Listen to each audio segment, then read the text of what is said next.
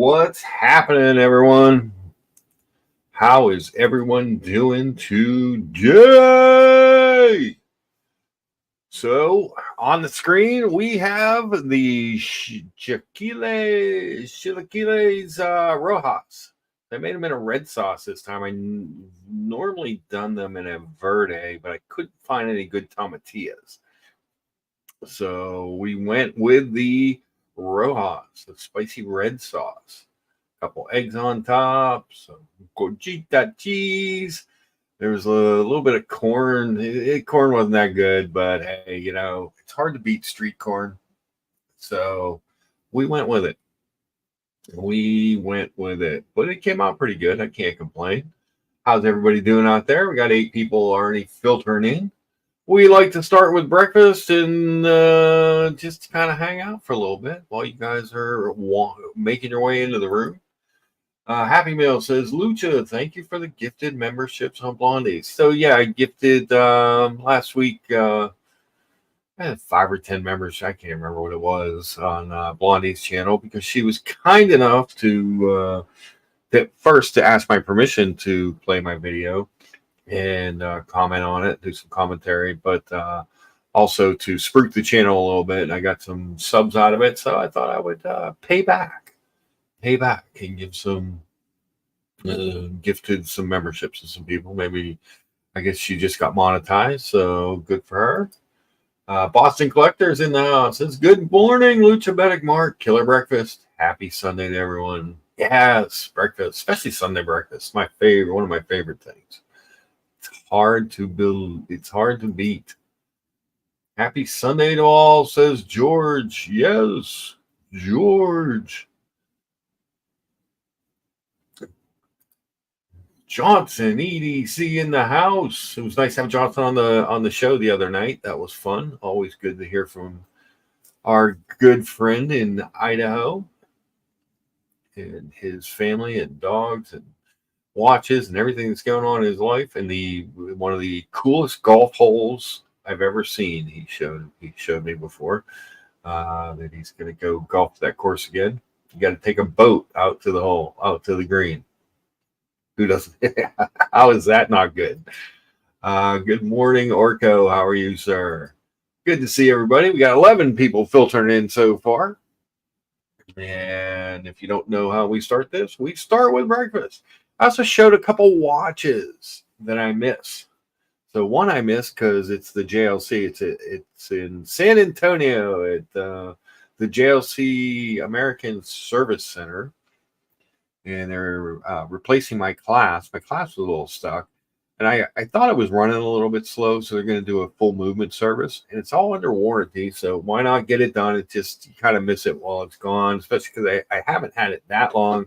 But my feeling is when it comes back, it's like having a whole brand new watch, because the only real mark on it was on the clasp, and to have the full movement service, what the heck? It just sucks not having it.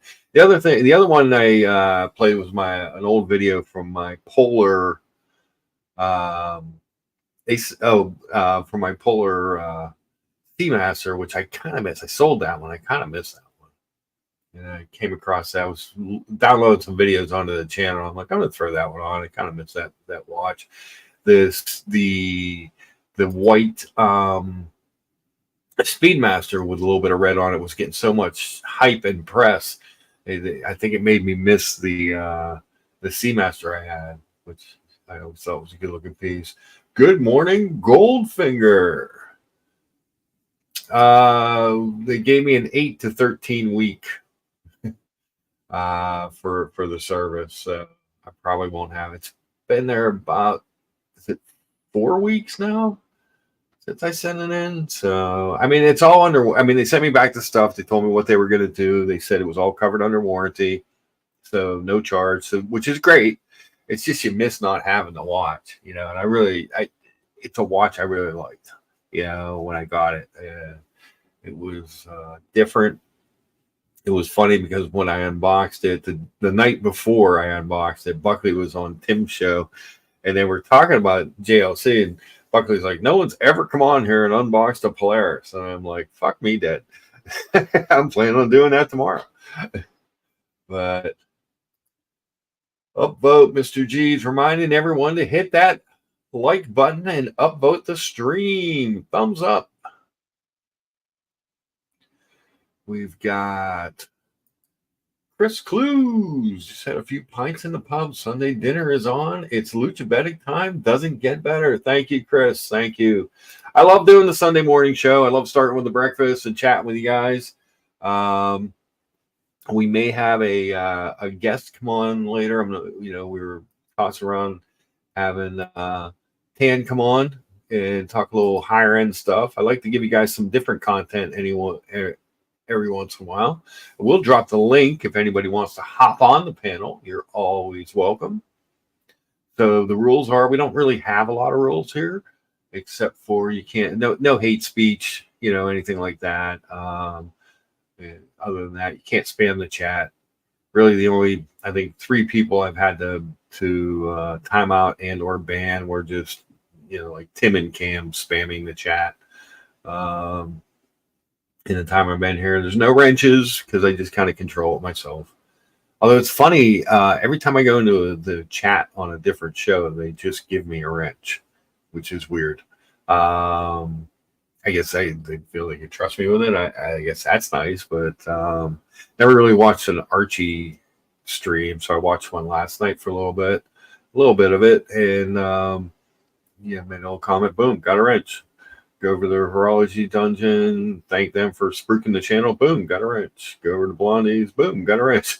I was like, oh wow, I'm getting all these wrenches. I feel like America, with all the wrenches. Ooh, Bruce G, what's happening? He says, cheers, brah, with some umlauts and everything. Gotta love the umlauts. Umlauts remind me of the Blue Oyster Cult.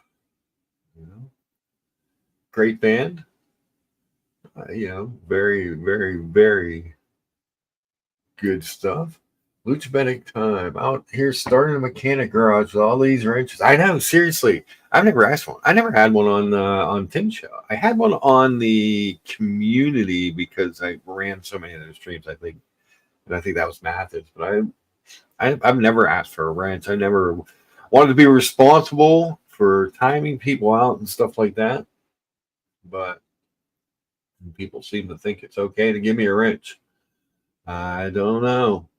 Captain DC says, I'm making him hungry again. How you doing there, Captain DC? Good to see you. So I was talking about the I may have done a thing too. So I was chatting with America about unboxing something that everyone is going to hate sometime this week if it comes in. So because sometimes I can't help myself. I like watches people hate. What is wrong with me? Why can't I just like the hype pieces and just be generally accepted? But no, I go after weird shit and stuff that nobody likes. And well, what are you going to do? Now, I will say this Tuesday morning is going to suck. I've got bad news on 2 fronts. And it's sad news. It's sad news. I'm going to have to put down my 18-year-old dachshund, Rebel. He had another seizure, and he's just not doing that good. And then my 20-year-old cat, TC, little Miss TC, is, she disappeared for almost a whole day. I thought she went to find somewhere to. I've had cats before that just go find a out-of-the-way place to, live it out. But she came back, but I'm not sure. I mean, she wasn't doing great. I mean, she was doing okay. She's 20 years old, for a 20-year-old cat. But then all of a sudden, I'm not sure what happened. But she's really in failing health, and it's really not fair to either one of them to let them keep going at that rate. And so I'm going to lose 2 pets. And although I still have Sherman, the blind double dapple dachshund, and the other cats, It's still, yeah, I've had them for so long. I was talking to someone the other day, and I'm trying to remember, especially Rebel. He was a great dog, and I'm trying to remember him as the great dog he was, not like he's been the past few months. We'll take him out, you know, take him for one last ride, and maybe stop by McDonald's, get him a hamburger or something, and see if he'll eat that. And just let him have a good time. But it's just, it's so hard. It's so hard. It's hard to think about. It's been on my mind so much because they've been around with it. TC was 6 when I adopted her, so I've had her for 14 years. Rebel came with the house when I bought it from my parents because he was their dog. And my dad suffered from Parkinson's. And at the end, he couldn't do the steps. The house is old, has a lot of steps. So to keep the house in the family, I bought it. And so we can still have like gatherings and stuff here. And they went to like a single living or a single floor kind of thing. He passed away a few years ago. But, I've had Rebel as my own. I've known him forever, but I mean, as my own dog since 2013. They were great pets. They were both really, really good pets, and they got along. TC would walk up to Rebel and put her head down, and he would lick the top of her head, and she would just thought that was the greatest thing ever. But they never a bad word between them. So it's tough, though. It's just tough. As George says, yeah, it's pets are a tough one. I mean, they really are part of the family, and it's just ugh. Just at the top of my mind, I just can't get past it. Thinking about it, and it's gonna be a tough week. But yeah, tough. Sorry to hear that. So I kind of, I scheduled them together. They're friends, and honestly, selfishly, I don't think I can do like one and then go back next week and do the other one. I said I don't think I can get that. I don't know that I'm internally strong enough to handle that as it is. So we'll do what we can there and just kind of get through, navigate, try to remember the good times, but try to give them a good send off. It's hard. Yeah, thanks, Boston. Appreciate it. Mr. G says watch market is favorable to non-hype collectors. It's an advantage, not the other way around. So Mr. G speaks the truth here. Because the non-hype pieces, there's deals. You can find some deals on stuff, which I've been, you guys have seen here these last few months. I've twisted some stuff around. And what do I love more than anything? A good deal. Yeah, I like watches and all that stuff. But what do I really love? What I really love is a good deal. I'm a big fan of deals. I can't help myself, Who could? Who could possibly think that a good deal is a bad deal? But there's stuff out there. I check, like all of you, I check the different sites. But the one a couple I look at the most would be like European Watch Company, Nashville Watch, and 1916 Company. Places. There's a few places that I trust to deal with where I'm not going to get burned. And there's a few of these you pay a little bit more, but I would rather pay a little bit more and know that I got let's face it, a real watch. Some of these fakes are freaking it's crazy. It's crazy. Thanks, Mr. J. I appreciate that. Yeah, it's hard. It's hard. But some of these fakes I've seen. So there's a guy on my Instagram, and I didn't unfollow him because I'm just kind of curious because he posts these pictures.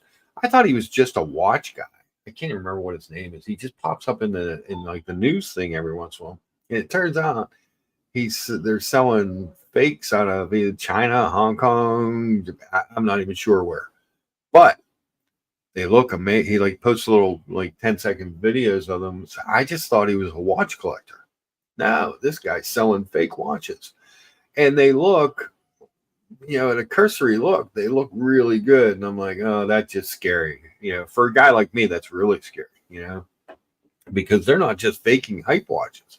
You know, they're faking IWCs and stuff. I mean, it's oof.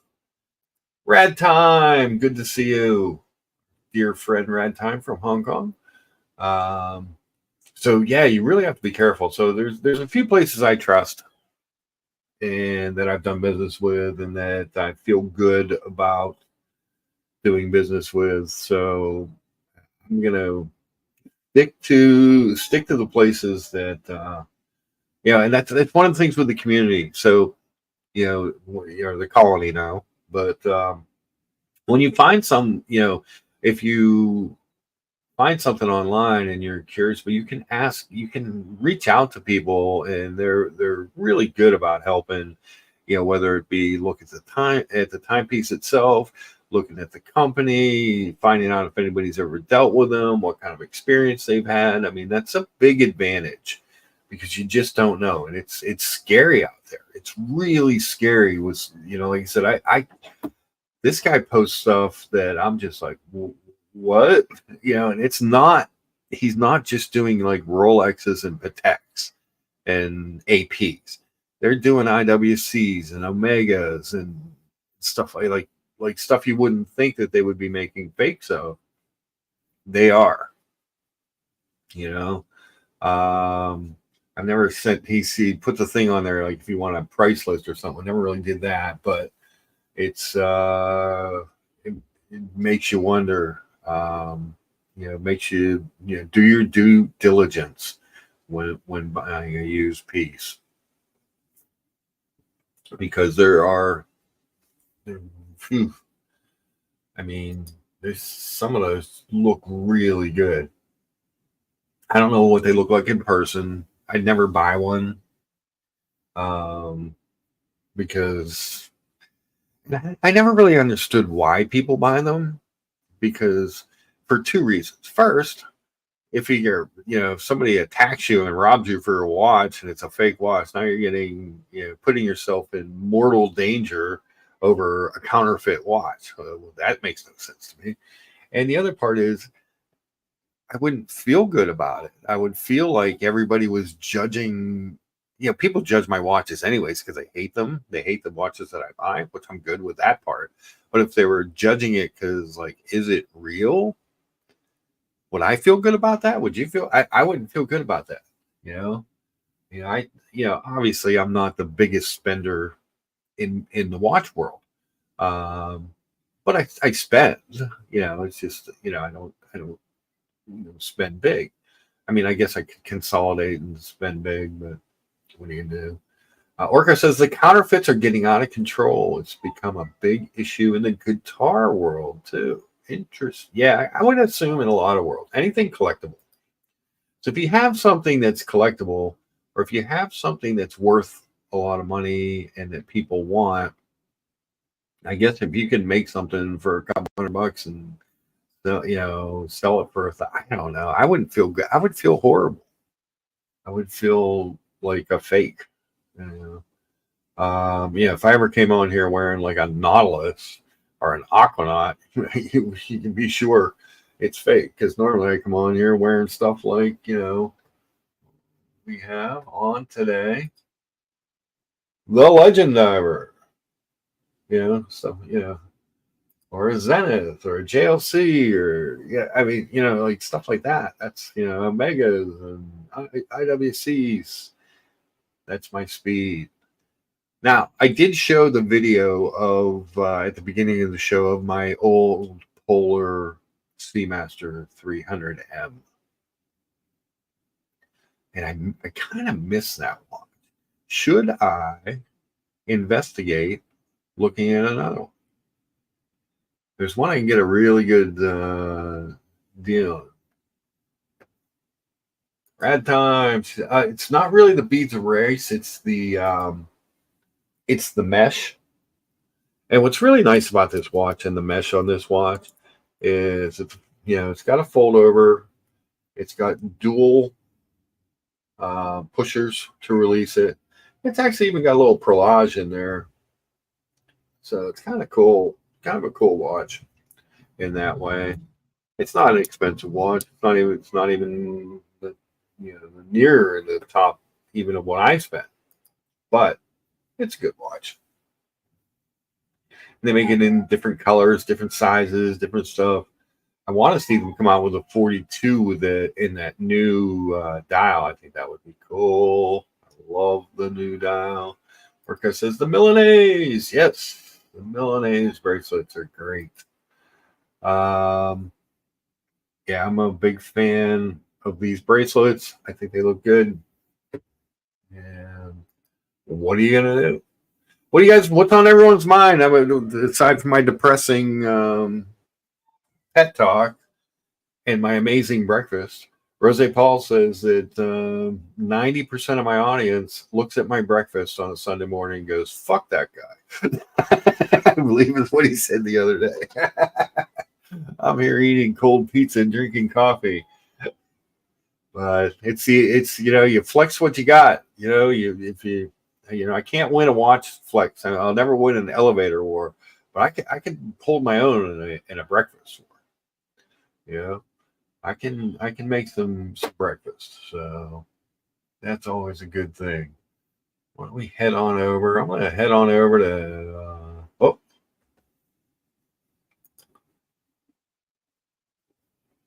Wife and I have been saying goodbye to our rescued feral kitties for 35 years. At our age, we're on our last three, so no new kitties to fill the void. Hurts like nothing else every time. Feeling your pain. I know, it's just so hard. It really is. God bless you guys for taking in those cats. Once TC's gone, I'll just have the 3 black cats left. So, and I tend over my lifetime to adopt a lot of black cats because no one does. They're weird, superstitious. They're all lovey, good cats. Then I got my blind dog because I can't say no. And he needs a home. You may hear him howling a little bit in the background. He's downstairs being a pill, but I don't bring him up when I'm doing the show because he's needy. But I love him dearly. Recovery from Easter lunch, no easy. Oh my! Eddie Mao in the chat. Good to see Eddie. No man. I was gonna, if nobody has anything they want to talk about, I was gonna head over to Nashville Watch and see what they got coming up. We'll come back to breakfast. Don't worry. We'll always show the breakfast. So here we are, Nashville Watch. I know George Varghese is a big fan of these guys. Thanks, Eddie. That was my Chilaquiles Rojas.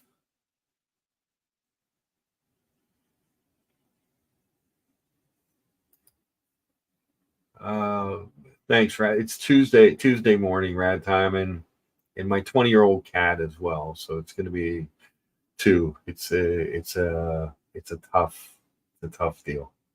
Tough deal. Yes, happy Cinco de Mayo. So that was another reason for going with the Mexican breakfast today was the Cinco de Mayo. But yeah, the pet thing is just tough. It's just tough, and it's been kind of just at the forefront of my mind because I've had them both so long. I know TC was 6 when I adopted her, but her owner had passed away, and what a great cat.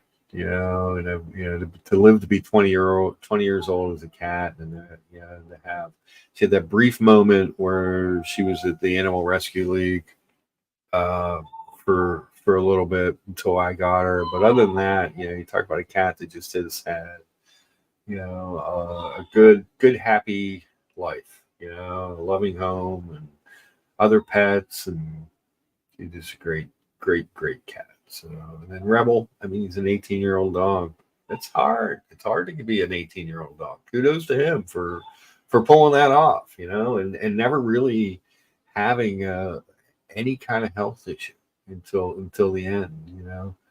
The seizure, saw two of them. They're scary, um, and it's just taken a lot out of him.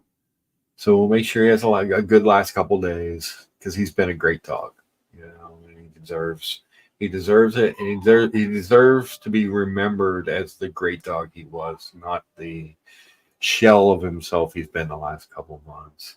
So, especially the last couple of weeks, it's hard. It's hard.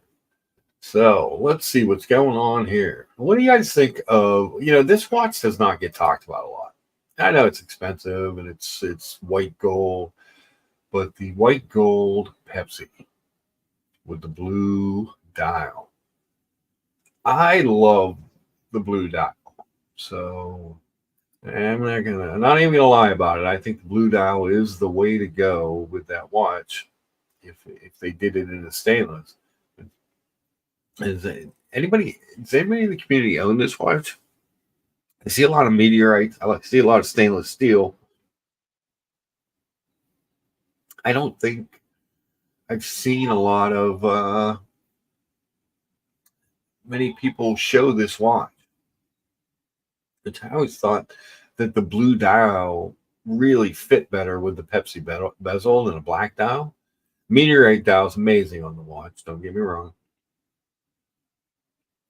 You should, yeah, all my cats are within a year of age 4, 5, 6. I'm going to be invert. Yeah, it happens. It sucks. You should buy it, Mark. Yeah, because that's funny. A $36,000 Rolex. Orko says Christian from Theo and Harris has one. Evan G says he is the black dial version of the white gold. Girl at Time says it's a good pickup at retail right now. Rat Time seems to agree with me. There's more harmony with the blue. I see. That's the thing. I see it just seems to work better. The color scheme. Every time I see one, I'm like, it looks better. Why don't they do that in stainless? I guess they do it in the white gold to differentiate it so people know that you have gold, you have a precious metal, but I don't know. The rolling hole in your heart. That's gold, man. That's gold. Yeah. Oh shit. But I always thought that was a really good looking piece. Yeah, and I've never really shopped this watch. So I don't know what at 35.9 if that's a good price on that or not. I would assume like a lot. Geez, I have to. I have to. Evan's right. I need to go to Firefox. I'm gonna have to after the show today. I have to download Firefox onto my computer and get that going because this thing keeps freezing up on Chrome as I'm using it, and that's crazy. I hope you guys can still hear me. But Johnson says I would rather have a blue dial too with a Pepsi and stainless. Yeah, I think that would. It just the blue makes sense color wise. White would make sense. Like an opaline white, like they do on the Tudor. Oh, that would be. Because you see some of those meteorites, and when you see them at a distance, they look white. Great looking watch. It's a beautiful watch. Yeah. Yeah, I don't know why Rolex white gold doesn't get more love. I think it's because the stainless steel sports watches are so hyped that people just assume that you're wearing stainless. I guess, because if you're not wearing it or picking it up or handling it and you don't feel the weight and the heft of it, it's kind of hard to tell on someone's wrist. So if it's a blue dial, but But if you're not a watch person, you still don't know. And part of the watch game is Kyle D is up early. What happened to the Jets, Kyle D? What happened? Good day, gents. Good day, Kyle D. Let's see. At least give it a try and see if it's working better. It might have its own issue though. Yeah, I'm gonna have to give it a try because this. I've been getting a lot of free. It's a brand new computer, but for some reason, the Chrome and the StreamYard and the pulling stuff up is not always working together. You know, it seems better on my MacBook actually. Do I have to go back? Bunch of nerds are concerned that some schmuck across the room thinks their watch is stainless steel instead of white gold. Shake my head. But am I wrong?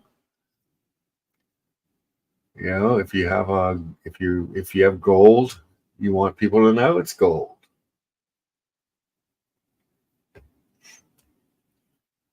Johnson says a meteorite is definitely the top dial, though for me in terms of aesthetics, blue dial is second.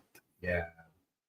Meteorite's a beautiful dial, especially if it's a good cut. You know, we've been fortunate, like Brian Boston, some of the others that I've seen have had good cuts of the meteorite, so that it really looks good. But at a distance, that watch looks almost like an opaline white dial, and it makes me think, oh, that would be nice on a stainless steel Pepsi, wouldn't it? He says no comment, but they got spanked. There's always next year. Hey, at least you made the playoffs. Pittsburgh did not even make the playoffs 2 years in a row after going like 17 years in a row or whatever. 2 years in a row, they missed. They wasted a great season from Crosby.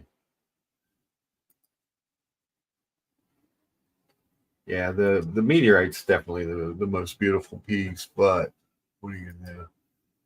Some of the other stuff here, they have I get Sky Dweller, some Tudors. Kind of go down through here, see some of the stuff. Anybody want a 103? Well, let's call it $104,000 Nautilus travel time gray dial. Jeez, oh Pete, that's a lot of money for a watch. You know, some of these ones. I always thought this was a good looking piece. Let's see if it'll work. I always thought that this along a one time zone was just beautiful piece. Always a fan of this watch. Just aesthetically, I just always every time I see a picture of one, I'm like, oh, that's a good looking piece. Who wouldn't want that for a watch?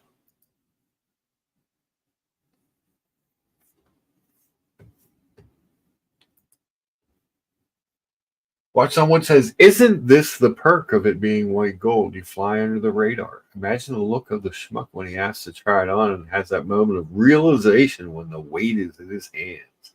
That's part of it. That is part of it for some people.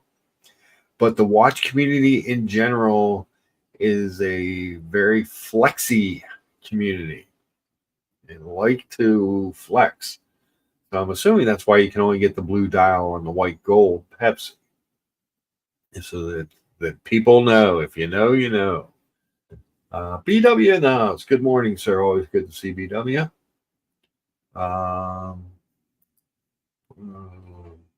Good morning, gentlemen and gentleladies. Nashville Watch is the best gray market dealer in the biz. Yeah, I like them. Like I said, the places that I look at the most are Nashville, European Watch Company, and 1916. They all have different pricing structures. They all have different negotiating ways. But it's like I never feel like I've bought 3 watches from 1916 or Watchbox, whatever you want to call them. You know, I've never felt like I've gotten a bad deal, and I've never felt like I'm confident that what I'm getting is a real watch. What do you guys think of this watch? This Moser. It's a Moser sports watch with kind of an odd bezel because it's just a 12-hour bezel, which is kind of a weird thing to see there. It's on a bracelet. It's I'm not sure. I'm not sure what to make of that one. BW likes that one.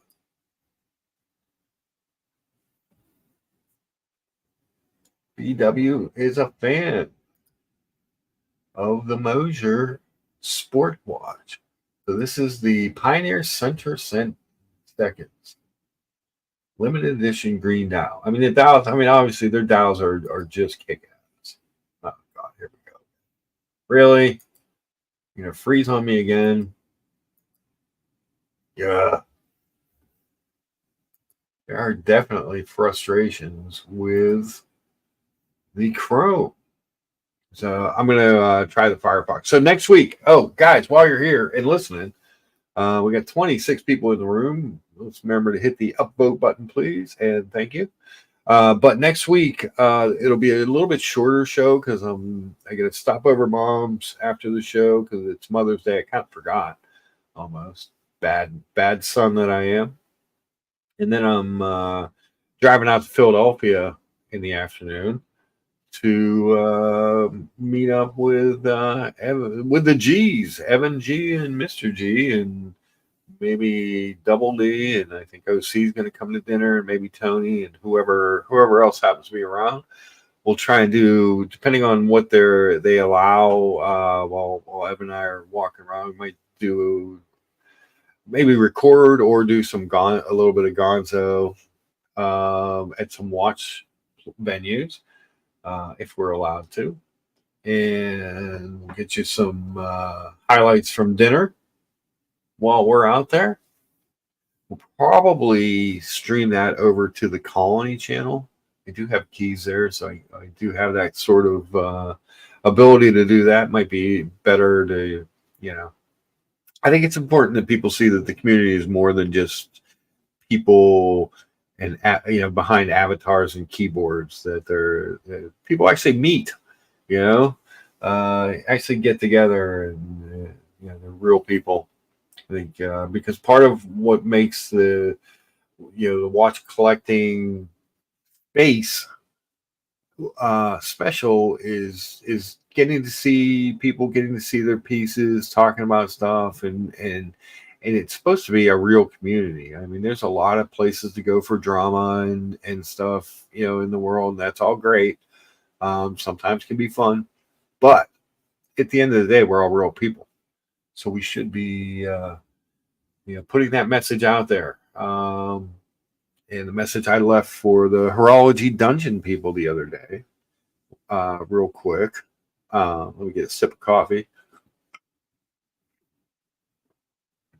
So I said, because they're outside of our sphere. They're still very curious about how all this went down and the breakup and all that stuff. And I said, we all appreciate that at Tim's we met each other. But all this has proven is that we became friends and not dependent on anyone else. So we're not dependent on him to maintain our friendships, and so that's, it is what it is, that you make choices, and he made a choice. That's great. But, I'm not going to not go, Evan G's in Philadelphia. That's 5 hours old, worst case scenario, 5-hour drive across the state of Pennsylvania from Pittsburgh. Of course, I'm going to go to Philadelphia to see him. He lives in Denver. This is like the closest he's going to be for a while. So fuck yeah, I'm going. Let's see. Make sure to say famous cream cheese.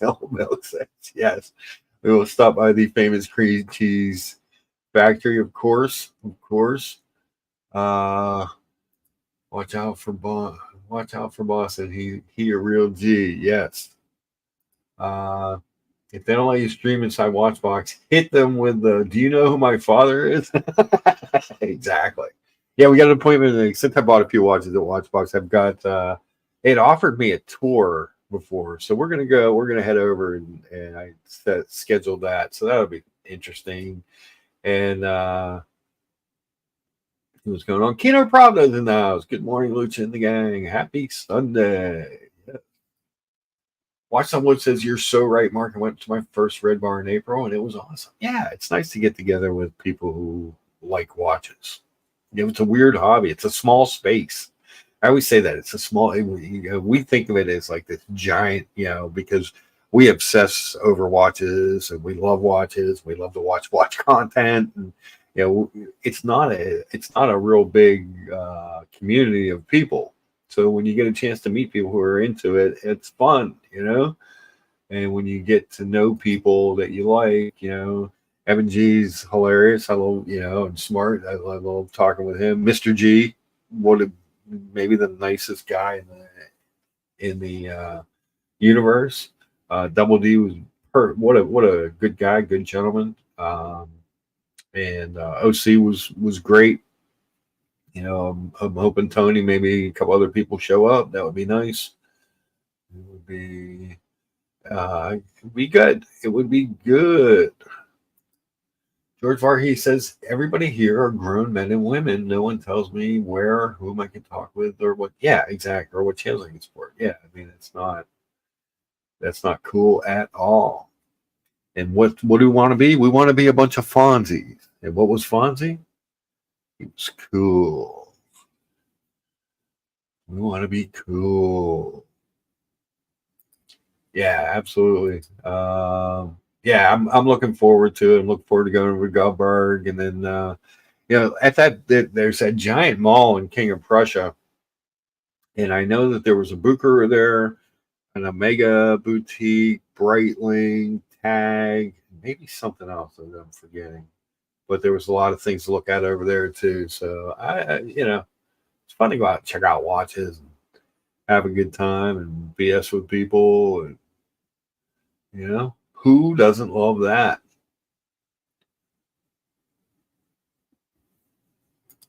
George says, Mark, we are like water. We go every place and any place. Yes, exactly. Exactly. Uh, BW says, but I try not flowing to the lowest spot. And there's that. uh, yeah, Evan says he's never been to King of Prussia, only stayed downtown. Yeah, it's not like King of Prussia. I mean, King of Prussia is just, it's cold looking, it's just like a place with a mall. But inside that mall is some really nice stores and some cool stuff. Maybe we'll go buy an IWC. We had a little bit of rain yesterday here. It's been really nice here lately, though. Can't complain. Can't complain. I get a little yard work done this afternoon, and the the dandelions are growing like crazy. I hate to. So I have well, not so much. I have the dogs that like to go out in the yard, and then there's a lot of birds that come pick crap out of my yard, and I'm always reluctant to put any chemicals down. So I get some dandelions. What are you gonna do? The lucha doesn't want to poison the birds or the dogs. It's not my thing.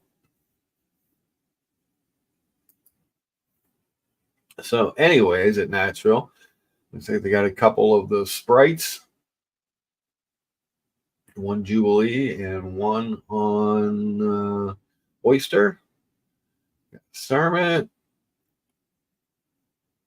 some black subs. I think he's got one of my. We talk about the 40 millimeter Explorer a lot. I love the dial layout of the 39 better. I love the Explorer at 6 o'clock rather than at 12 o'clock.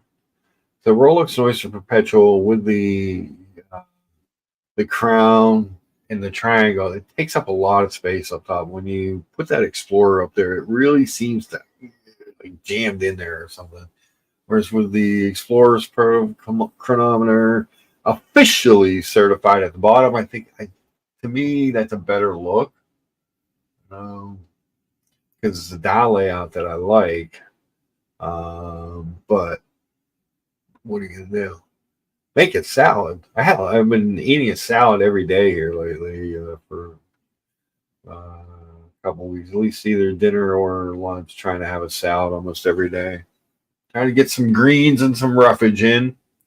Um, and it's but today is Cinco de Mayo.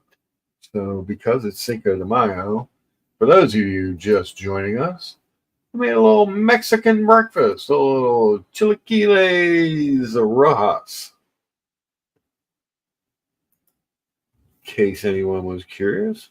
Oh, with the dandelion greens. Oh yeah, I could. I guess I could do that. I will. Yeah, dandelion green salad. I don't think I've ever eaten dandelion greens. I know people do. I just never thought to go do it. Mainly because I know that if I go out and get dandelion greens, my dogs have peed all over my yard.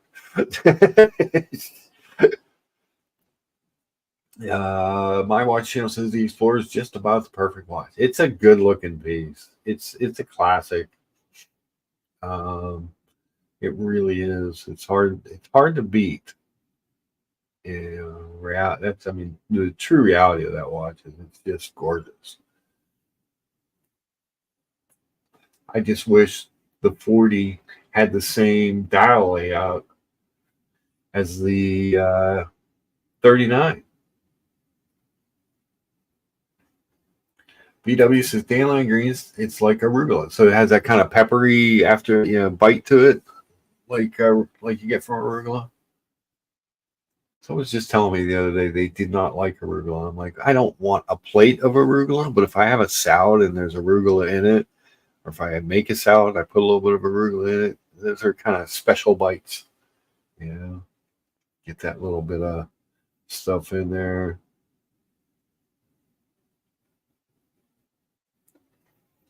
George says he loves arugula with some feta cheese with olive oil. Goes great with fish. Yeah, that's the other thing. You can dress up a dish with arugula. You know, you can most certainly. But it is Cinco de Mayo, and I made a Mexican breakfast. How cool am I? I'll let you guys decide. Evan G. Yeah, I like mustard greens. I like to cook down collard greens, mustard greens, stuff like that. Yeah, I like radishes too. Uh, nice and peppery, good peppery flavor on those. Hold on one second. I got a notification coming in of some sort on my phone. I apologize. Oh, I haven't sent a photo, so I got to pull that up here in a second. Another notification. What do we got here?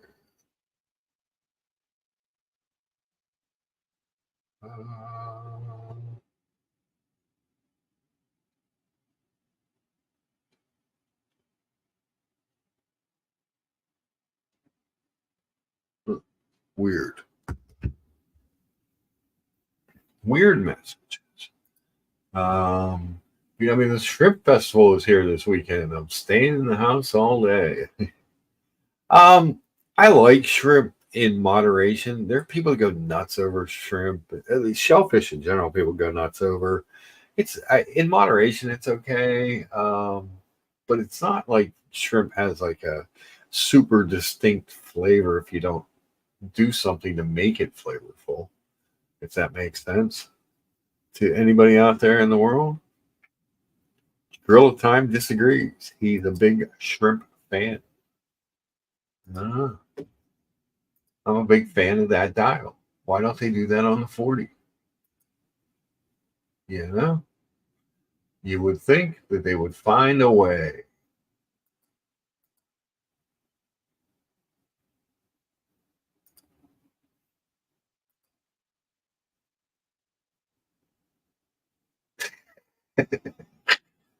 Oh, let me share this. Evan sent a picture of her. Local shrimp here are excellent. I think that's part of the problem too. You don't really get local shrimp here in Pittsburgh, and if you did, I would be highly sus. Evan sends a cartoon over. They don't even know my watch is white gold. I love it. I love it. That's good stuff. Good stuff. Um, but anyway, I think that dial is just classic. It's just a beautiful watch. You know, like I said, I wish the 40 still had that view, the Explorer at 6 o'clock. I just think it looks better. Doesn't it's not as cramped. So here's my watch in blue, the one that's getting serviced that I miss so much. It's a 2019, it's a few years older than mine, but what a beauty. I miss mine's the black, but I can't wait to get it back. BW has the Polaris Dayton blue, which is also gorgeous, but pining for that watch to come back because that kind of has that Explorer. Those numbers look like the Explorer dial a little bit. Even though it's a 12 instead of a triangle. No date for me gives it the symmetry that I like. It's just a beauty. Air King's never been a fan. But I will point out this because here's two watches here in a row. So here is, aside from the Roman numerals, we're not really looking at the color of the dial of the Roman numerals. What we're looking at is the fluted bezel on Oyster, which I always thought was a good look on Datejust. I much prefer that to the smooth bezel with the Jubilee. I think the Jubilee needs the fluted bezel, whereas the Oyster you could go either way. To me, the fluted bezel is almost a must with a Jubilee bracelet. What do you guys think? You guys agree with me on that? I'm not sure. You know. Yeah, Evan agrees. The 39 millimeter Explorer more than the 40. Yeah, it's the text. The text on the dial that does it, that ruins it for me. My watch channel reminding everybody that he upvoted and you should too. I mean, I don't ask for much, just some up. But Rad Time says they used to make 369. Yeah, I remember the 369 OPs in 34 millimeters, one in blue and sunburst pink. Now long discontinued, but I always thought those were great ones and done pieces. They were great pieces. They were good looking dials, good looking watches, and I mean, obviously small for me, but just different, Yeah, I don't like the Datejust Romans. I really like the deconstructed Romans on the day. Yeah, the Romans, you either like Romans or don't. I mean, that's just that's a personal thing. But I'm asking more about the Jubilee with the smooth bezel versus I think on the Oyster you can do either. You can get away with either bezel on an Oyster bracelet, and it looks good. I'm not so sure about I don't care for the Jubilee though with the smooth bezel. It looks like it's missing something. Like something's missing. Sub also makes he's a legend over. Yes, subscribe. Oh, thank you. Yeah, hit that subscribe, upvote for free. The channel's already bigger than I had ever planned for it to be, so we might as well just keep on growing at this point. And, we'll get to a point where I gotta put wrenches out there and mods, and I'm just kidding. Hopefully, we'll never get that big. Time says thanks for the reminder. Then she upvoted. Thank you. Sick of the dog, but listening to Mark, so it's all good. Dear Artifact, always good to have you around. Hope you're feeling better soon.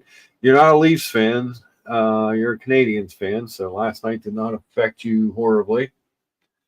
Neither team that won last night was going to fire their head coach, I believed, because if Boston had blown first round 3-1 series leads 2 years in a row, That would have been the first time it ever happened in North American sports.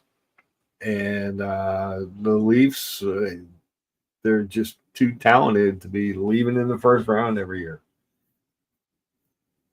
You gotta get that stuff going. Gorilla time!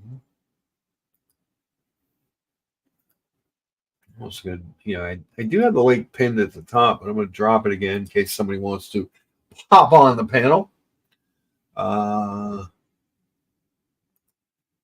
BW says, for 1 week only, I owned a wild-looking 34mm Air King. It was way too small for me, and it had terrible visibility, but it was cool. Yeah, I remember those Air King, those smaller Air Kings, and the 369 dials on them. They were cool, but they were tiny.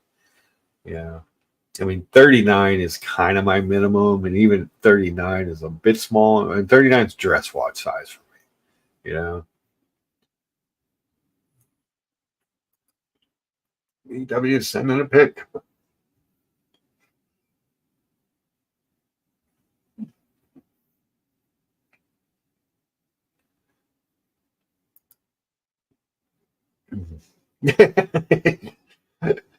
Yeah, so when you have the Jubilee and a smooth bezel, Evan G says it's like when a woman shades off her eyebrows to pencil them in.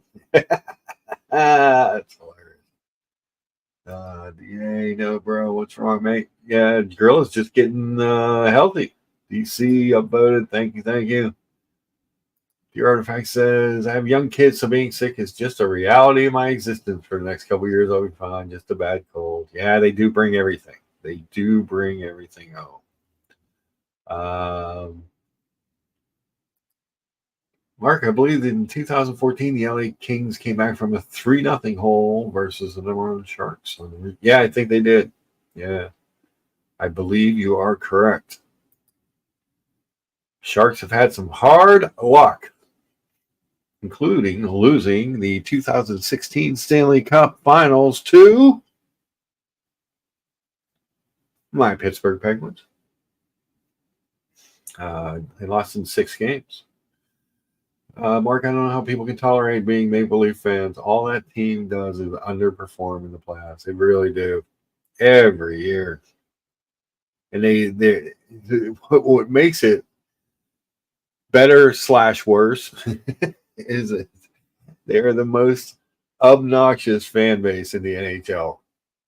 And they haven't won since the merger. Yeah. Thanks, George. A few of my friends went to Game 6 and they said it was crazy. Yeah.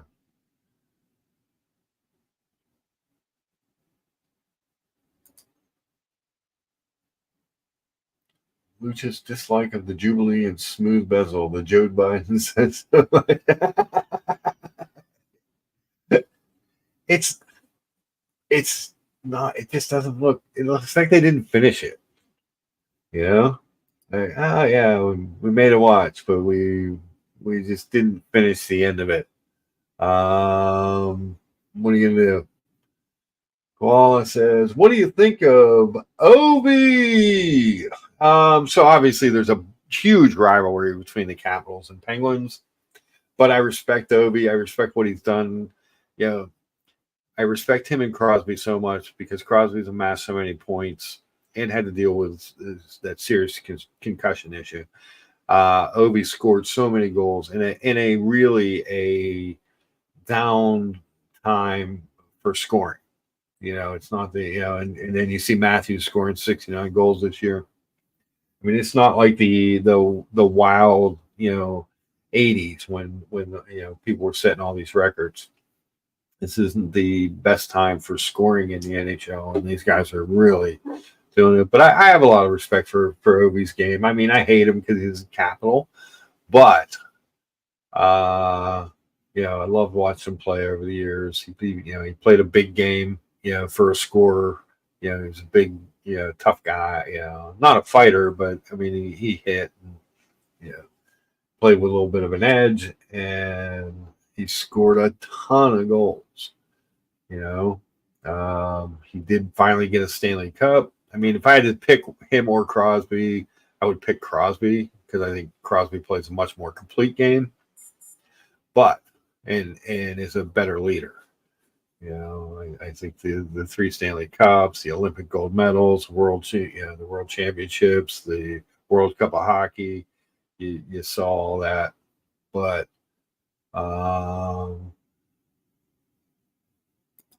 MG says, "Look at all of you thinking you have a chance against my Avalanche." Yes. Your in fact says, "Don't get me started on Toronto, Mark. Literally the worst sports fan base on the planet. Toronto's such a hype city, and people here really don't know sports. Yeah, but they follow every single minute of the Maple Leafs. Smooth bezel, no bling, no hype. Maybe the best of all worlds. I see. I can do the smooth bezel on an oyster. And I can do the fluted bezel on an oyster. Neither one of those bothers me. This watch that I have up on the screen, this iteration of the Datejust, it just doesn't look complete. Not that I wouldn't, if somebody said, "Hey, here's the only Datejust," if I wanted a Datejust, I would buy it. But I'd always look at it and say, "What happened to your eyebrows?" Obi didn't notch a point in the playoffs this year. Not good. He's old. He's really showed his age for long stretches of the season. Everybody thought it was going to be a cakewalk for him to get to Gretzky's record. May not be the sure thing that we were all thinking it would be. Tom Wilson, the Hammer. So Tom Wilson is obviously Tom Wilson is one of those guys. If he's on your team, you love him. If he's not, you can't stand him. Yeah, I mean, two incredible careers. Like I said, I think Crosby's going to finish in the top 5 in scoring. Ovechkin's going to finish 1 or 2 in goal scoring. Not as many points. They're both, two amazing careers that are, Crosby's just one more. He's got 3 Stanley Cups, 4 finals appearances. He's got, the Olympic golds. He has the Golden Goal. He has the World Cup of Hockey. All that stuff. And he's, but he plays a more complete game. Crosby plays a 200-foot game.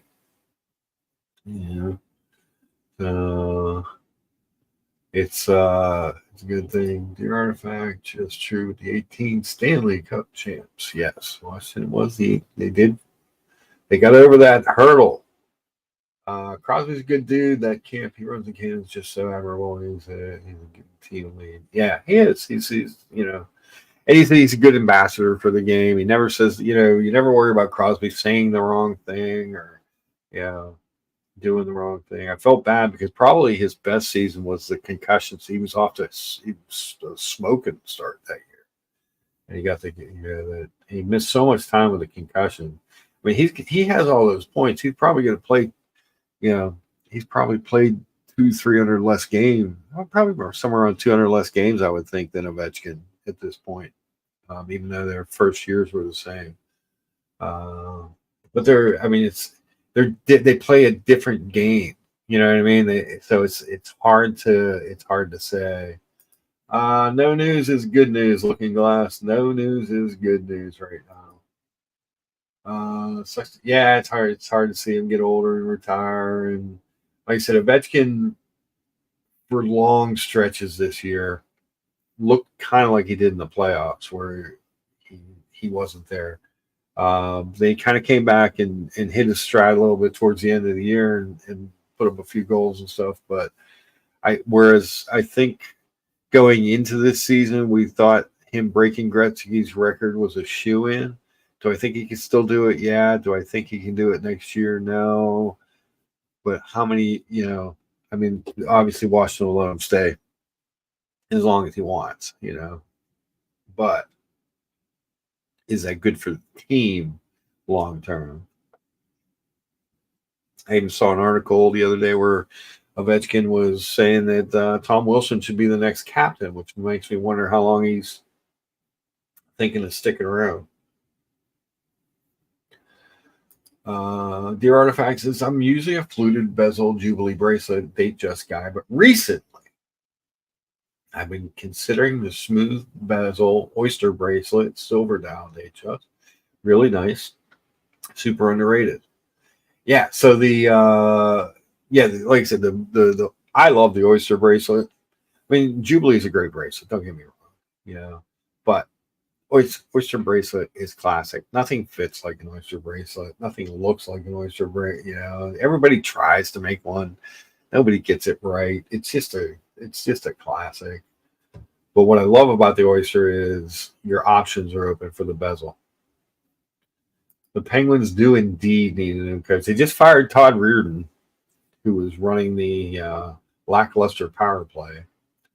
But yeah, they do need it. I think they need a new coach, new voice. It's time. In hockey more than other sports, it just seems like sometimes you just need to move on. You need a new voice. In hockey, the coach really sets the tone a lot, and then when you start seeing player-only meetings, and it's a bad thing.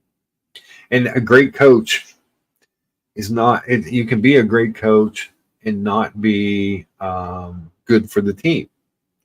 So I would point to Scotty Bowman, who took over for Badger Bob Johnson after he passed away, and they did win the cup, but the team hated Scotty Bowman.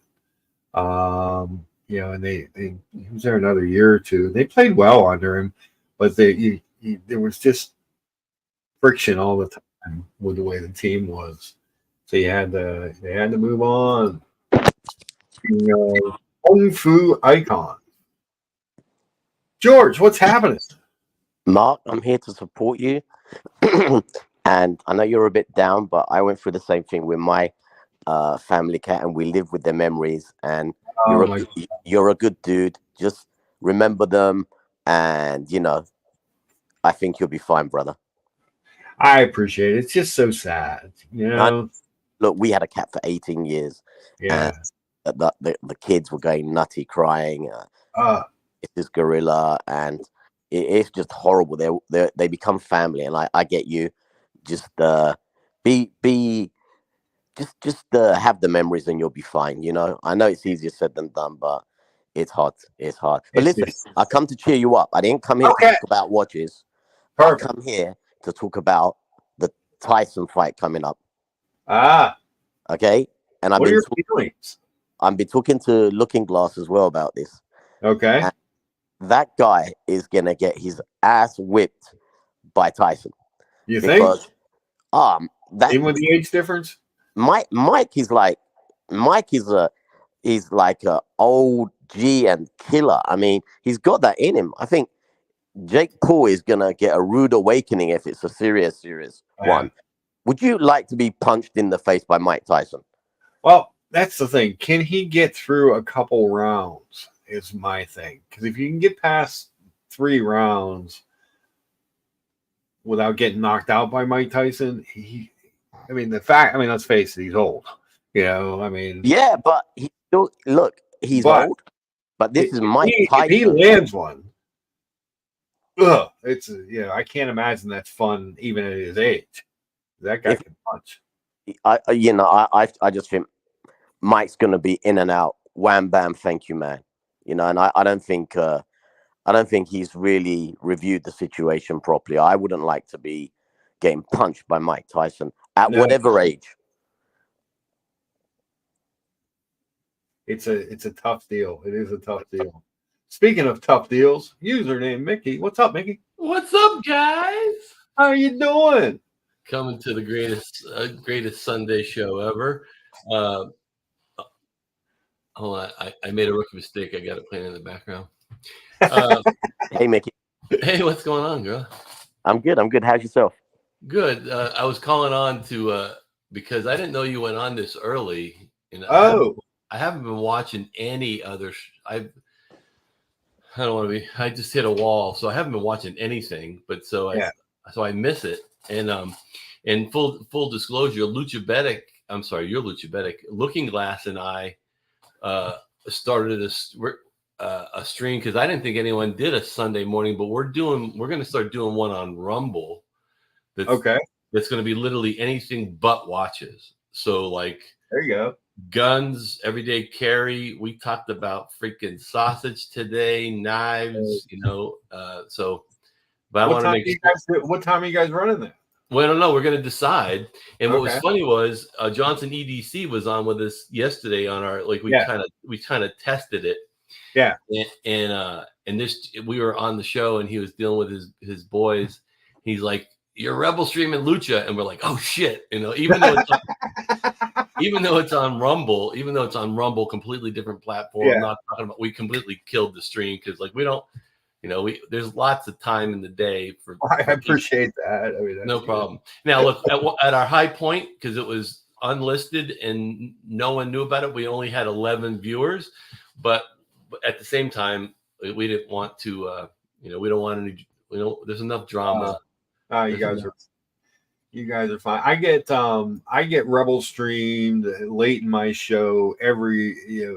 OC and Diego love to Rebel stream me on either the community before or the colony. So it's all good. Yeah. I don't. What? Anyway, Lucha's in the chat, or Looking Glass is in the chat. He should jump on. But I was just calling to check in and show my support. We appreciate that. What time do you do on Sundays? I don't even know. 10 a.m. Yeah, we do 10 a.m. So we just barely overlapped. I think around 9 o'clock we fired it up because I thought no one's going to be freaking doing a Sunday morning at 9 a.m. But I won't lie to you, that YouTube's got king, but that whole Rumble, there's something there, Lucha. Something there? Yeah. I mean, and you can use StreamYard, so your interface is completely the same. Okay. You can talk about guns, knives. Interesting.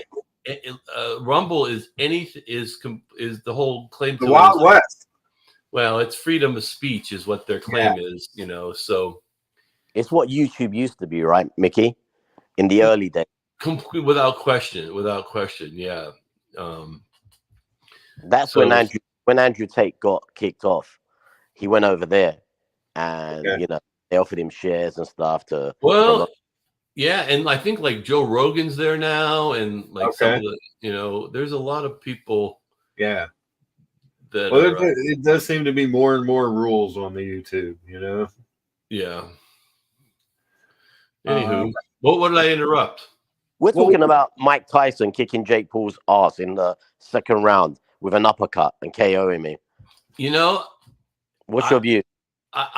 So Mike's old and Jake's young, but I don't think he's going to hurt Mike. I think Mike will not go down, and he's going to kill that kid. Having said that, I didn't even realize until my son told me like who Jake Paul really was, and I'll give him credit. He's kind of come a long way from being like a YouTube or whatever. I don't even know what he was. He was on a kids TV show, or he had a like. He was a YouTube type of prankster. Let's face it. Yeah, messing around with his brother, but he's going through. You know what it is? He's going through ex-champions. Yeah, and this time, I don't think you can. Listen, I've watched all of Mike's fights. His DNA's there. I think the warrior inside Mike, he's just going to think, I'm going to put an end to this. If it's a serious fight, I think uppercut second round. Remember that. Put a bet on, guys. Yeah, that's the question. Is it a serious fight, or were they in like a back room at Caesars and made a deal? Yeah. If it's a play fight and just about the hype and just about checking out and getting the payday, okay. But if Mike, because Mike can flip, right? If Mike flips into I am Mike Tyson and he sees red, Jake Paul is gonna be hurt real bad. Yeah, if the piece in Mike that made him bite off Evander Holyfield's ear is still in his DNA, that kid's screwed, Yeah. But at the same time, I know how I felt when I was 28 and how I feel now double that. It's a different body for Mike, even for Mike. So I don't He know. looks good though. I mean, when you see him, he looks good. Have you guys ever seen Mike working out? Yeah, and I actually saw some recent videos of him with a sparring partner that I thought he was going to kill the guy. Yeah. Mike Tyson, if he gets triggered, Jake Paul will end up in hospital. I'm telling you, I would not want to do that fight. I think this is really challenging, and you know, if he can go 4 rounds with Mike, then he's got a chance to maybe get a punch here and there. But Mike will finish him if it's a serious fight. If it's a serious fight. Yeah. Speaking of serious fight, Looking Glass. What's up, boys? Oh, Look at us, bro. How are you? That prick's here. I gotta go. That prick's here. I gotta go. I've been known to clear out a bar earlier on our Rumble stream, our test stream. It was just a test stream. Yeah. I jokingly said to Looking Glass, I said I made him an admin or whatever, and because I bought the StreamYard just to test it, and I said, yeah, after a while I'll ban you, and then you can pay for StreamYard and make me an admin, and you can do it, Tim, right? And you can then ban me. We'll go back and forth. You know, it's funny. It's funny because one of the reasons that I started this, I call it silly show about my breakfast and watches and whatever else at 10 a.m. on Sunday was to completely take out the possibility of Rebel streaming anything that, you know, was going on with Tim or the community. Yeah. Just to totally get out of the way. You know what I mean? And then to say, hey, I'm not taking any money, I'm not taking anybody's viewers, it's just, you know, Sunday morning watch talk. And then I got banned and hated on, obviously, for going on Diego's show and donating. But the reason given was that I was being a dick by saying that I wasn't collecting money. Yeah. He definitely, you know who he is. He definitely saw the banners that were non-monetized, shouting out non-monetized. He must be a paranoid mind, thought that was about him, and maybe you meant it about him, but I meant it to be like, don't worry. In the world, like, compared to anyone, I'm non-monetized. Yeah, right. No worries, no money. You know, nobody is donating here. Yeah, and that's the other thing too, is you talk watches, and then but there's other shit can come in. Sometimes when it gets so watch centric, I just kind of glaze over. I love watches, but it becomes like a job, and then I don't like watches anymore. I got to take a break, you know. Exactly. Well, you know, so it's funny because Patel Philippe says Lucha in a tables match, who would reign supreme? Dino Bravo versus Bruno Sammartino. I don't know. I couldn't see Bruno doing a tables match, but we did a 3-hour stream. You know, the Looking Glass was on. Yeah, it was crazy. It was just professional wrestling. You know? Right. You know, if I'm not mistaken, though, I think it would have to be Bruno Sammartino. Didn't Dino Bravo get shot up in his house? Yeah, they're both dead now, but Dino Bravo got assassinated. Now, not to hijack it though, but I was watching those training videos just recently of Mike Tyson, and man, he is cutting on angles and throwing hooks. Yep. If he comes off anything like his training sessions, it's over. This is what Looking Glass, people don't realize. This guy is a serious, hardcore character. Mm-hmm. If he gets triggered with the smallest thing, it's going to be flashbacks. And I don't think Jake understands. This is not a heavyweight that is normal. This is Mike Tyson. And I just got a horrible feeling about this. And I hope I'm wrong. I hope it is just a touchy-feely fight and they're just going to get paid. But if he touches Mike and he gets him and Mike gets triggered, watch that uppercut. And I spoke to kill him. We don't want to see somebody die. Right. I spoke to Looking Glass about this a few days ago, and I said uppercut, second round, KO, call the ambulance, put him on the stretcher, boom. This is Mike Tyson.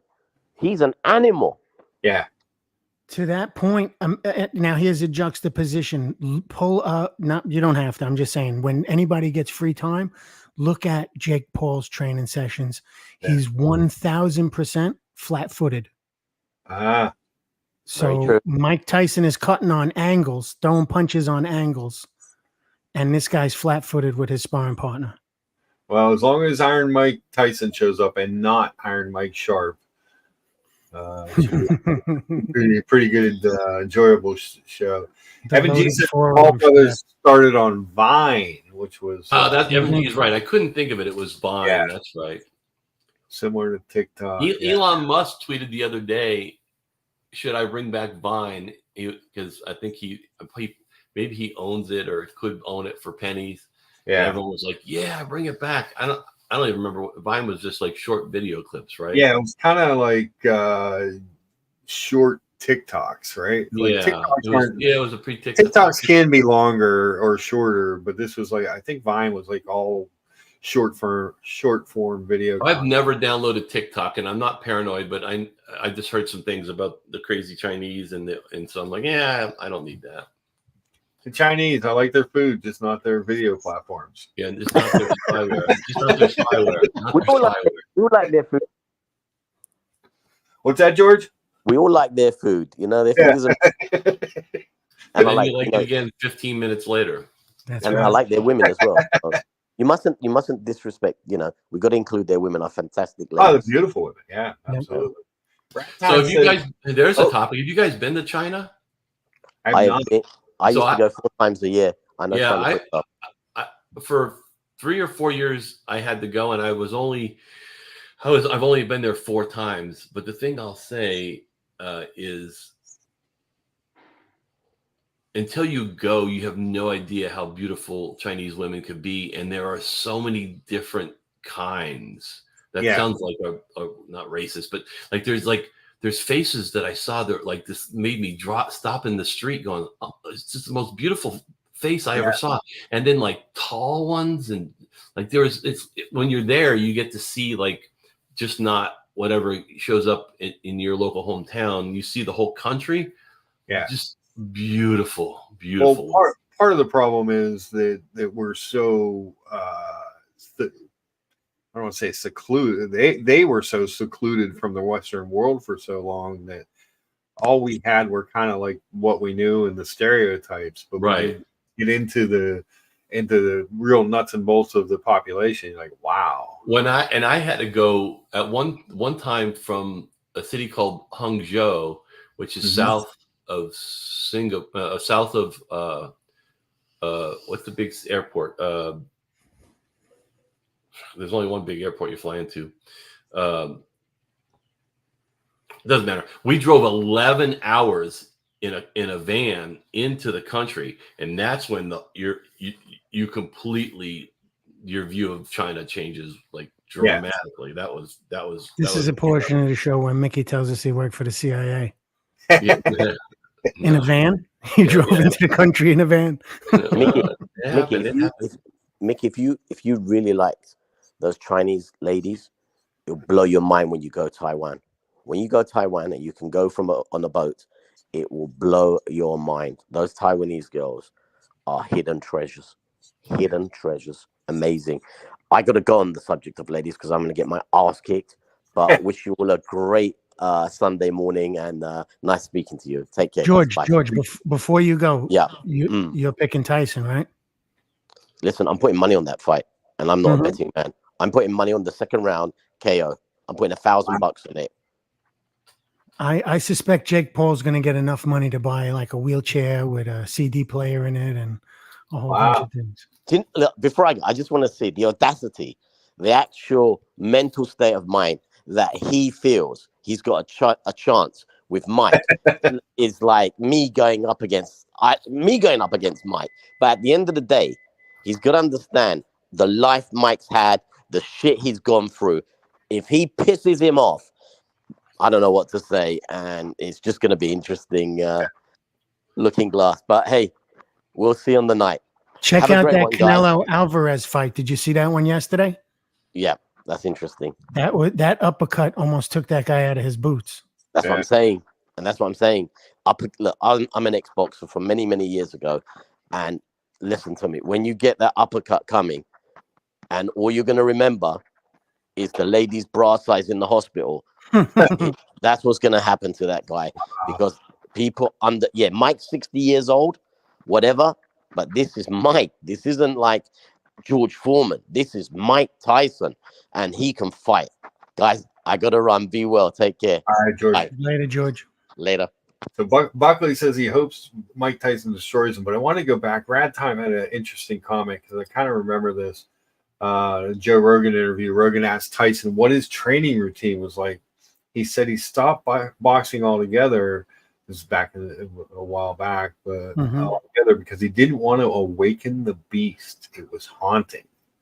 Well, and whatever medication, and I think it's known that he definitely is on some. They're going to take him off of that for. Oh yeah. For he's going to be raw. Yeah. He owns like one of the largest marijuana plantations or something, right? Mike Tyson. I'm not sure. I think a lot of celebrities now are part owners in some of those grow. There's a big industry out there now, $1 billion. What do we think of the Tyson Fury fight? Gypsy King is a bad dude, man. I wouldn't want to get punched by him either. Yeah. And then who could slam Yokozuna for the pride of America besides Lex Luger? Big Papa Pump, Scott Steiner, Diamond Dallas Page, Goldberg, CM Punk. I would probably say Big Papa Pump out of that, if those are my choices. Yeah, I'd have to immediately. As much as I love CM Punk, I don't think of him as like a strong man, Yeah. So, let me tell one story, and I don't know if I've ever told it on any streams. When I lived in South Florida, there was a bar in Fort Myers. Okay. Pseudo-doc of myself, but this is 30 years ago, so I think it's okay. Yeah. Called Norma Jeans, and it was a bar based on Marilyn Monroe, and there was a bar manager. I know where you're going with this. By the name of Diamond Dallas Page. Yes. That drove a pink Cadillac. We knew him. He drove this big pink Cadillac, and this is like this is maybe 91, 92, 93, I think. And he was my neighbor off of Summerlin Road in a condo above me. When we used to go to that bar. So I knew him back then as a bar manager. And then one day I moved to where I live now, and you get married and you have kids and you forget about, and I'm watching wrestling and I'm like, that's freaking Norma. That's the Norma Jeans manager. I fell out of my chair. He tells a story about working there, Mickey, and mailing his tape to WCW. Oh, really? See, I his never tryout tape, yeah. And he was old. He was older when he started. He wasn't a young guy when he got into the business. I think he was 38 as champion. I think it was 38. Tanner 1620 says Mike also told Rogan he couldn't walk for 3 days after making that 30-second clip. Age is a bitch. Yeah, my worry for Mike is if this gets past a couple rounds, he's going to tire out. If he's gonna win the fight, he's gonna have to win it in the first or second round. And this is just me. This is my statement. If it's a legitimate fight, I think Mike's gonna win it. Yeah. If it's legitimate, if it's not one of those like like you see one for charity where the guys just tap each other and they, both of them carry each other to whatever round is their limit. Yeah. If this is a legitimate boxing match, I think Mike's gonna win it. Nobody comes back to lose, right? Patel, Philippe, Mathis, and Lucy. Hardcore match. Let's go against any two jabronis. I will say, I am the undisputed Sunday morning breakfast watch wrestling and boxing talk show on YouTube. There you go. You know, I always keep the belt handy just in case anybody needs reminded. Which one is that? The United States? What is that? That is the NWA. That's the NWA Television Championship. Oh, okay. The old, Nice. Yeah, that's a great hair. Get you a good shot of it. It's a great belt. It's one of my favorites because it was just so different looking, you know? Yeah. Yep. Back then, it had the actual networks on there and stuff. Yeah. You know, it's a great belt. My brother got me that for Christmas one year. But that's a good piece. It's a good piece. Del says Captain Lou Albano versus Jimmy Hart for Best Manager. Ooh. I always thought Jimmy Hart was just kind of annoying manager. Did you ever see the video of Bobby Heenan talking about Captain Lou Albano in the Garden, early match? Albano's supposed to take a chair shot to the head. So he's got the blade taped up in the palm of his hand, and he hits him with the chair. Heenan hits him with the chair. He falls over. He goes, and I'm looking out of the ring, and Albano is laying on the floor. Well, I forget the other wrestlers there on the other side, drawing the attention. And he said Albano is just lacing his whole face up with the razor blade like a madman, cutting his own face like a madman. And he got up, and his whole face was just a crimson mask. Yeah, it was and that was the first interaction that Bobby Heenan had with Lou Albano at the time. It was insane. I just jumped back on. I don't know if you're talking about this. Didn't they used to like carry razor blades with them and like so they could cut themselves and stuff? And it was real blood. Oh yeah. Do you see some of those old guys that the old territory guys that cut themselves a lot? Their foreheads are just mangled. From all the times that they did that. George Varhey says a great TV champ was Tully Blanchard. Tully Blanchard was a great TV champ. Yep. Patel says I need the $1 million belt. I'm not the $1 million man. I just was explaining that to my daughter Lucha the other day. $1 Million Man was supposed to be Ted Turner. Yeah. And Virgil was supposed to be Dusty Rhodes. That was Vince McMahon's take on it. Yeah. And I'm sure your daughter was real interested with that conversation. We like. Okay, Dad. She likes wrestling, so we talked about wrestling. Is the sausage ready? Yeah.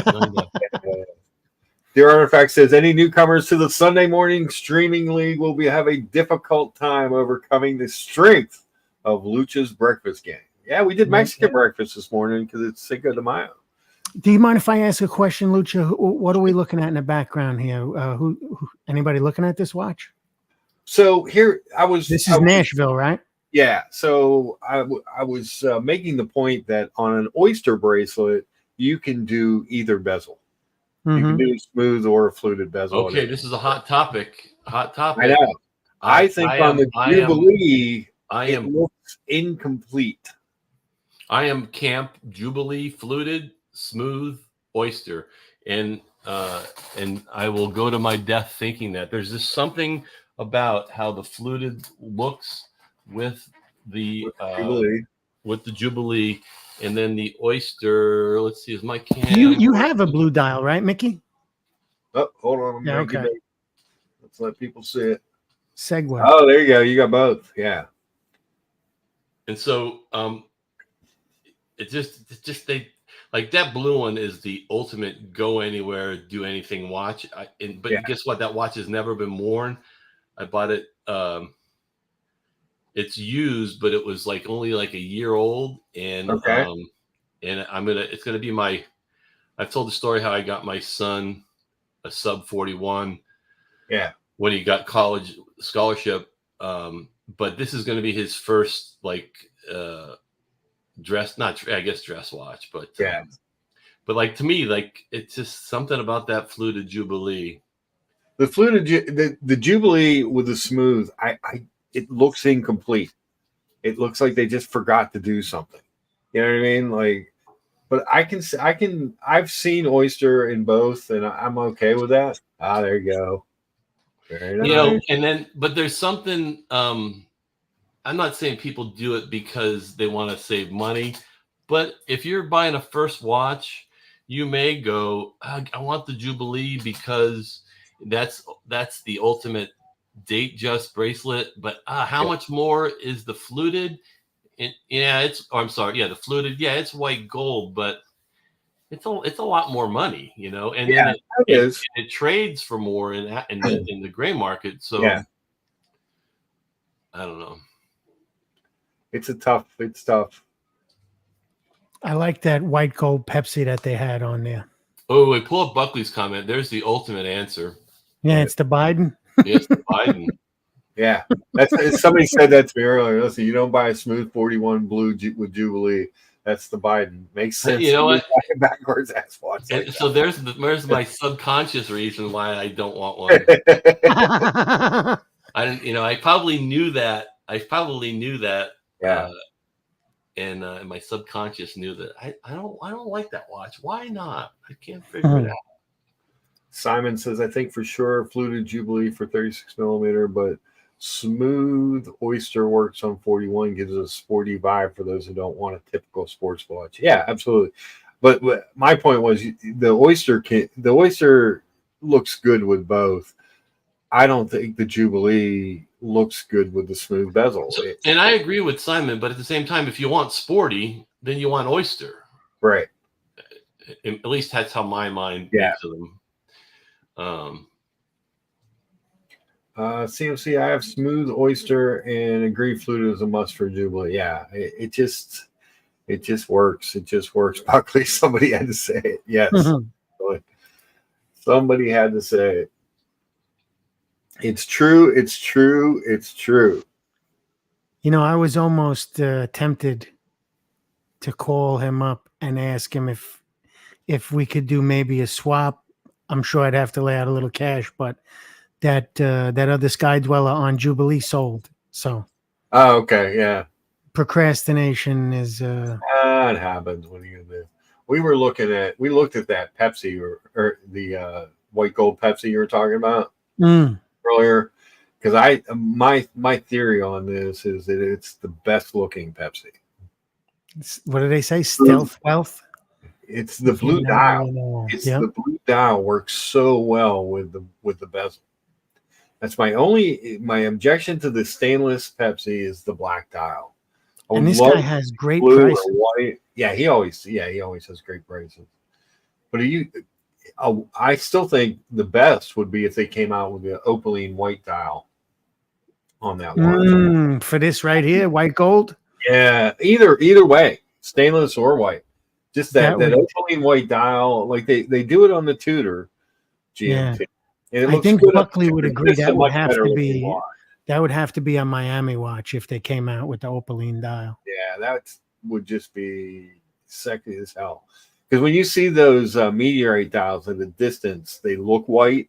They kind of look like that opaline white color.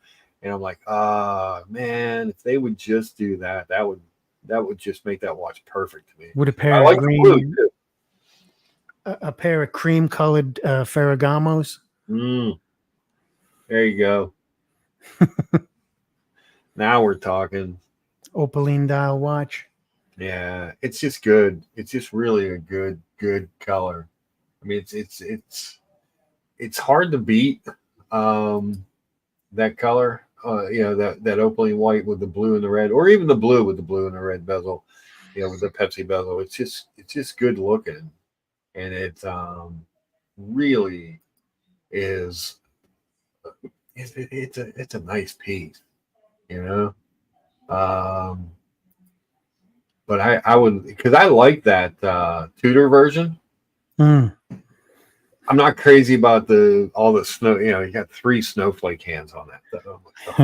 A lot of snowflakes. You know what I mean? Yep. Makes me feel like I'm at a. You gotta pull up Buckley's comment if you could. 2 things. Don't take your eyes off full gold sky. Leave the white gold Pepsi. For those that laugh at my black magic, Nashville still my date is cursed. Yeah, there's definitely a Maliki on it. I think he dropped that price. He I don't did. know how many times, Yeah. but Let's go see. Let's go find it. Do you ever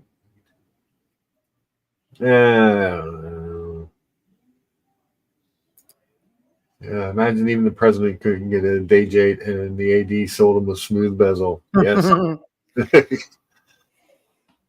He probably doesn't know. Somebody puts the watch on for him in the morning. He doesn't know. 41.5. Look at that sucker. I've had this exact watch on my wrist at an Italian restaurant in Little Italy last December, and it is a gorgeous piece. I will say the polishing on it is the bracelet, the dial. I mean, it's a pretty piece. I don't know that it's the classic date date per se, but it is a very, very, very nice piece. And 41.5 seems like a pretty good price for that thing. If you guys are looking, you could have a little bit of. You might have to find a voodoo priestess to take the curse off of it. Collectors Huntington has a solid gold GMT, the triple black, but solid gold for 31, I think. I seen that the other day. Wow. Dear Artifact says, I'm really surprised Buckley's chocolate Day-Date won't sell. That is one of my favorite configurations. It's got a Maliki on it. It's a Maliki. He learned his bad Rolex taste from his true master and real current sitting president, Obama. That fucker wore a Cellini. I mean, the signs were in front of us the whole time. Clowns.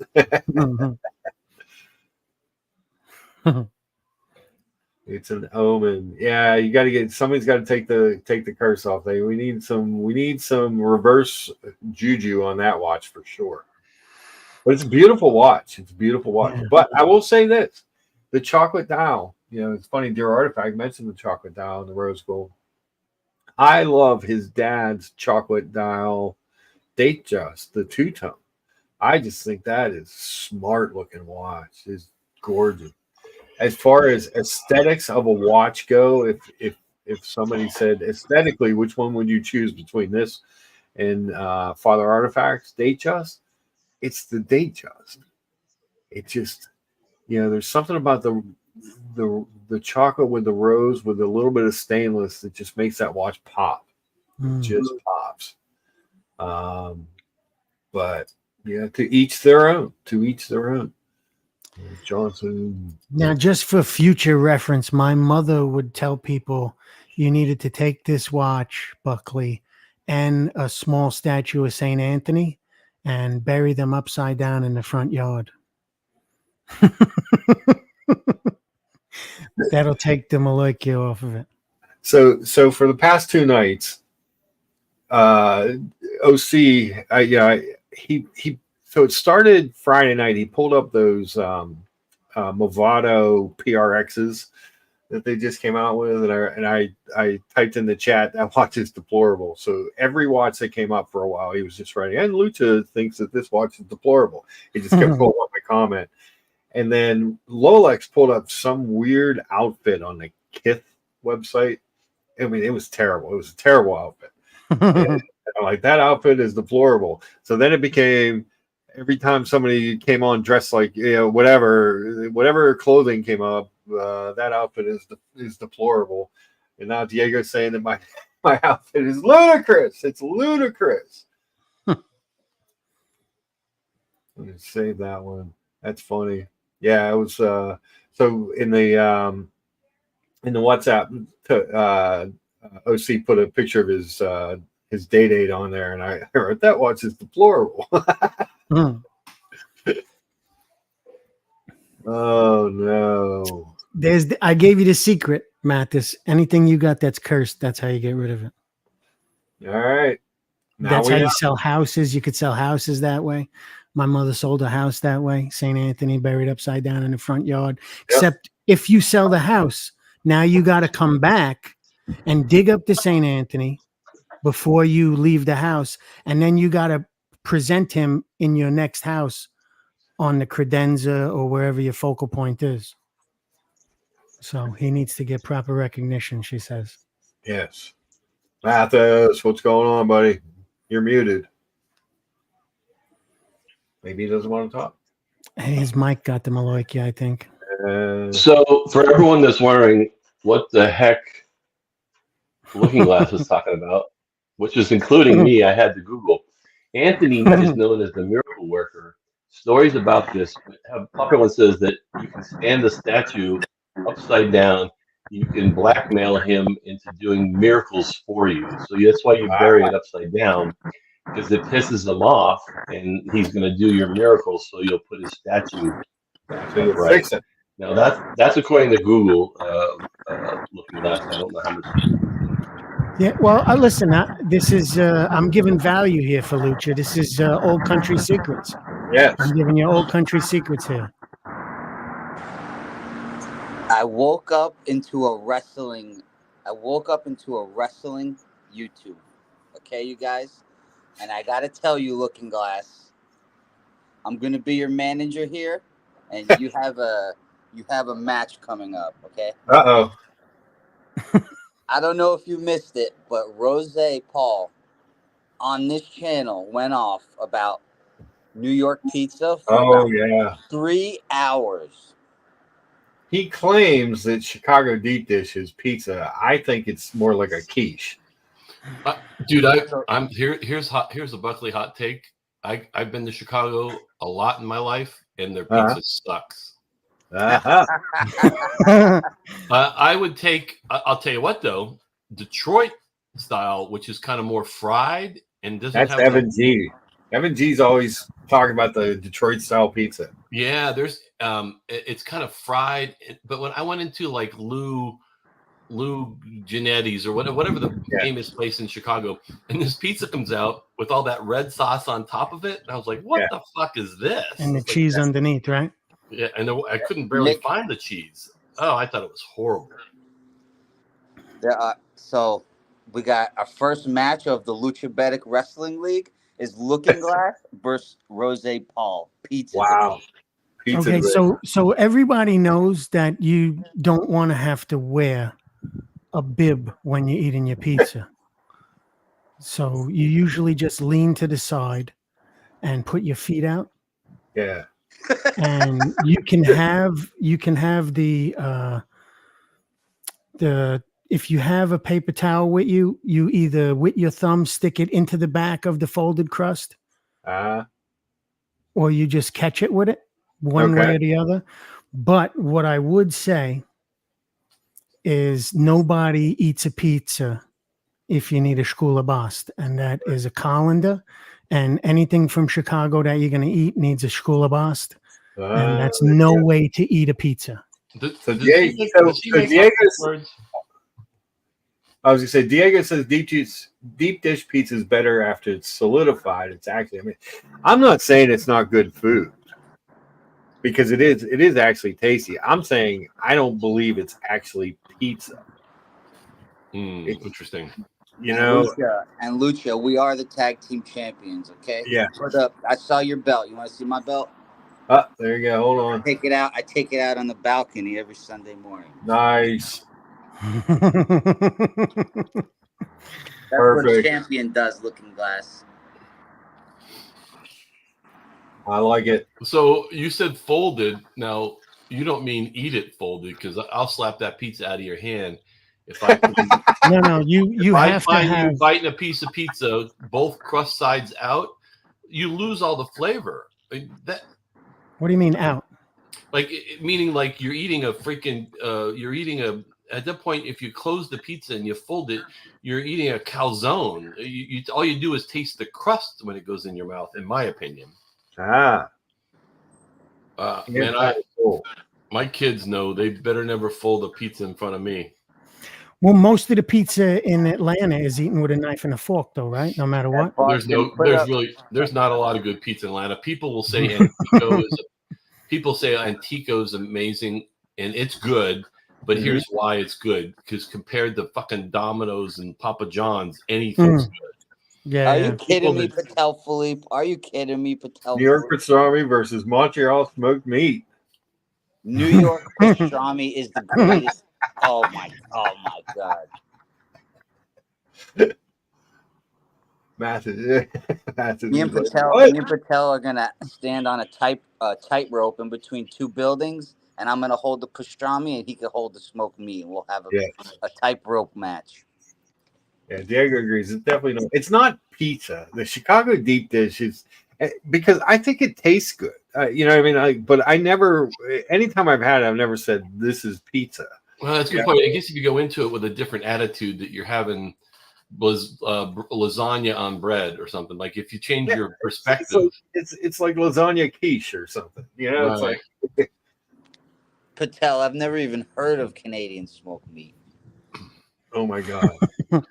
Rose says, "Are we back to pizza?" So funny story about Canadian smoked meat. I was in Montreal once, and I was like, "Well, what kind of meat is it?" Because I didn't realize that it was supposedly similar to pastrami and that was beef, or maybe it wasn't beef in Montreal. And they're like, "It is smoked beef, is smoked meat." I'm like, "Yeah, but like what meat?" Like, and they could never tell me. They had no idea. Oh, they couldn't tell you what the meat was. No idea. The restaurant had no idea. It was just smoked meat. I'm like, all right, well, I'm going to skip that one. Yeah, what part of smoked meat don't you understand there, Mickey? They were confused that I was even asking. I'm like, is it pig? Is it cow? Is it freaking? What is it? Couldn't tell me. I was like, all right, well. That sounds like the Sabret's factory in Red Hook. What's in your hot dogs? You don't want to know. Well, yeah, she may have been doing me a favor. Wigmaster says, "Don't mention New Haven pizza, or people will call you a douche and not a man." Oh man, Rose Looking Glass is the one you have to debate with about the pizza thing. Yes, Buckley makes an interesting point. He says, "I have trouble believing an Ohio kid solved the pizza debate. That's like me saying I solved the ice fishing debate." Is that where Portnoy's from? Who's an Ohio kid?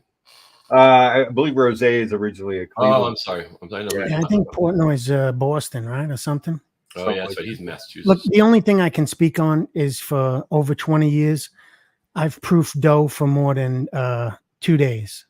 My perfect dough proof is 3 days. You can't call it pizza if you're just doing it that day and then putting it into a deep dish. Yeah. You can't.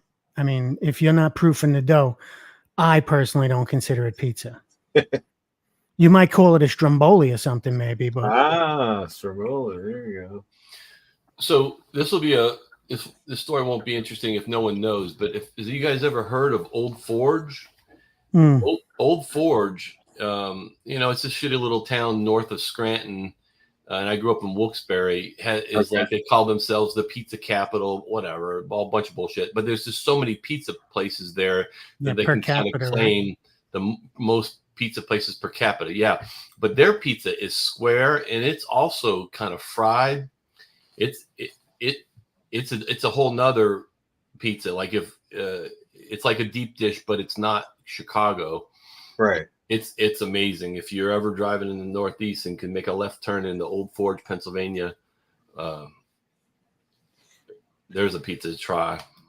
Yeah, I'll be honest. What I could say is I have to give anybody credit that reps their own pizza. You know what I mean? Because what are you going to do? Say I'm not making pizza? Well, you know what I mean? They may love it because that's what they grew up on, right? Yeah, of course. I grew up in Northeast PA, where New York pizza, New York style is the pizza, you know. Mm-hmm. So I was just a fish out of water in Chicago. I didn't know what to expect when it showed up. But like I said, I just don't. I think the problem with some of these dishes is that we want to call them all pizza, and a lot of them aren't pizza in my mind. You know what I mean? Like in my mind, pizza is like a New York style pizza. But we call so many things pizza that it's like. Well, go to Italy. I mean, I'm sure Buckley can tell us. Go to Italy and get pizza, and if you think it's going to be anything like you oh no, yeah, it's Napoli down. It's not even. Yep.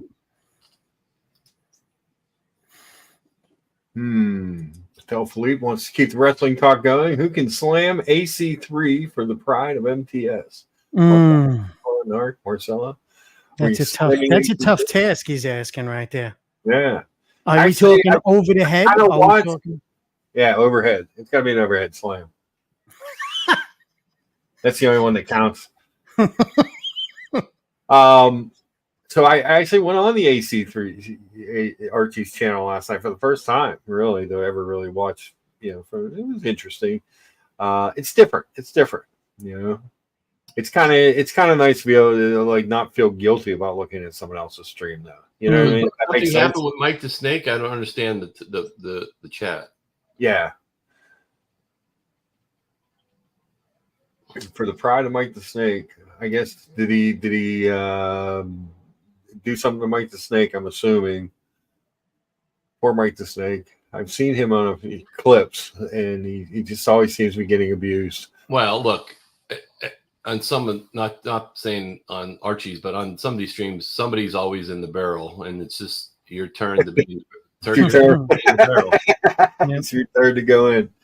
Wigmaster says Portnoy definitely went to Old Forge for several days. Oh, cool! I never saw those. I don't know if he probably didn't like it with his whole.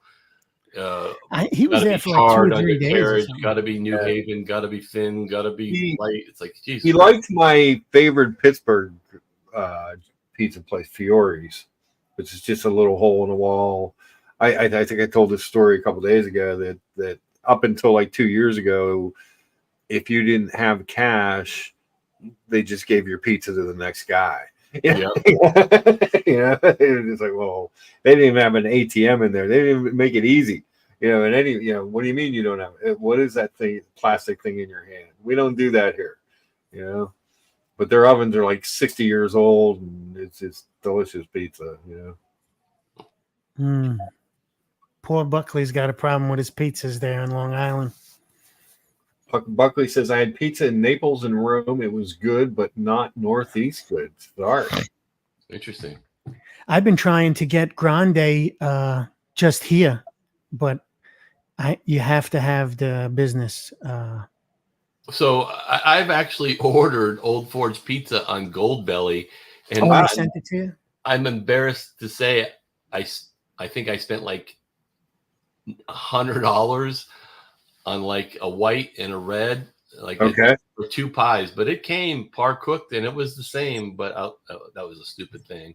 One night we were just talking about. Remember the kids were saying, "Remember that pizza in Pennsylvania?" And like Goldbelly, you can order anything you want from Goldbelly's. I order my bagels from Montreal probably every maybe 90 days. I order 4 dozen bagels from. How much around abouts? How much? It's $79 for 4 dozen, and it's Saint Viator's or something like that. I'm going to give you a secret hot take. You want it? Yeah, I want it. Secret hot take. There's New York Bagels. They got a Facebook and a page. They do free 2-day shipping, and when you order it, they roll your bagels then and send it out to you. 2 dozen is like $42. Oh, nice. I'm willing to pay that for. There's. Oh man, they're good. They're real good. Atlanta, bagels, pizza, it just doesn't exist. I mean, there's. Yep. Father Artifact's in the house. Good to see you, Father Artifact. Hope you get the long strap for the 1908 soon, so you can start enjoying that. Tell Philippe says that Mike the Snake is for sure Brother Love. Ooh, Brother Love. That was a bad character. Buckley says at Looking Glass, we're running into an issue in the Long Island pizza market. All the pies taste kind of shitty and are whatever. They all order the same ingredients from Cisco, generic trash. Oh yeah, that'll be the down. That's probably what's wrong with Atlanta, because I'm sure they're just all buying fucking restaurant Cisco cheese. And somewhere Diego said someone. Hold on. He had an Atlanta pizza take here. He said, yeah, Diego said that Ray's is the best pizza in Atlanta. Sometimes Fellini's is okay, but it's too inconsistent. So Diego's right. Ray's, Ray's was amazing 20 years ago. I don't know how long he's been in Atlanta. We had it recently. I don't know if it was the one in Decatur or where we were, and we didn't like it. So Fellini's is good. He's right, but their sauce is kind of spicy. Correct me if I'm wrong, Diego. Something about Fellini's I don't like. But okay. Anyway, Wigmaster says that Portnoy was extremely disappointed in his Long Island pizza tour last year. He said the same thing. All the same meh pie. Yeah, that's what Buckley's saying. He said the Long Island is out. Here's a little secret for the Atlanta guys. Okay. There is a pizzeria run by a retired detective from Manhattan. He had a couple of family members in 9/11, and they decided to move to Atlanta. It's not old. It's not Old Fourth Ward, is it? Nope. It's called. When I ate it, it was just like being in New York. So my personal opinion is that's the best pizza in Atlanta, and I can't remember if it's pronounced Picozzi's or Capozzi's. But that is your sleeping secret in Atlanta. Pizza secret Atlanta pizza. Cool. Yes. My opinion is the best. Oh, go ahead. So here's an interesting question. I know my answer. Is it appropriate to bring on a flight hot wings and then eat said hot wings? Disgusting behavior. It is not appropriate. I can't believe that hot wings are appropriate on a flight. Hot wings are messy, and I love hot wings. But there's even other food where I just oh my god, on a 1-hour flight? Did somebody do this next to you, Diego? Holy shit. Oh man. That would be terrible. 1-hour flight and you had to eat your hot wings on the flight? No. You'd have to go boneless wing, I would think, if you're gonna eat wings on the flight. You know, something that's not as messy because again, that's it's just disgusting. Sean is in the chat. He says, "Good morning, Mickey, Looking Glass, and all the legends watching." Yes, you know, in Atlanta, you see some crazy. Morning, Sean. In every city, you see crazy stuff, but I've seen so many people eating wings in their car in Atlanta that I'll never buy a used car in my life. Wings in the car? Oh, I see people all day long sucking on that. I'm stuck on the wings on the plane. I mean, do you got to share the armrest with this disgraziato or what? Yeah, how are you getting? Yeah, that's nasty. I agree with Wigmaster. However, he says that is Spirit Airlines behavior. Diego did not fly Spirit. That had to be on a Delta flight. That had to be on a Delta flight because he's a Delta guy. Oh man, that's terrible. Yeah, it had to be Pupatella Neapolitan Pizza, DC, Northern Virginia, originally from Naples, AVPN certified, ingredients imported from Italy, off the charts, authentic, says my Italian business partner, and affordable.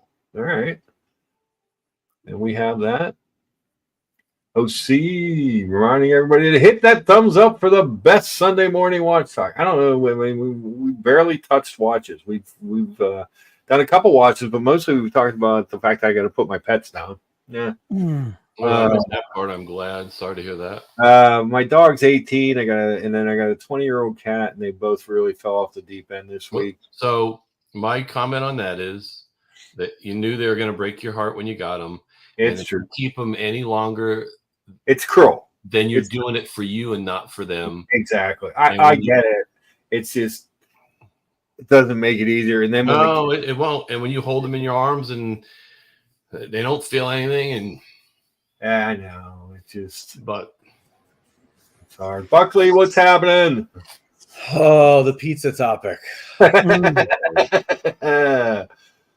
I know. Oh, dude, get this bad luck off the screen. the juju.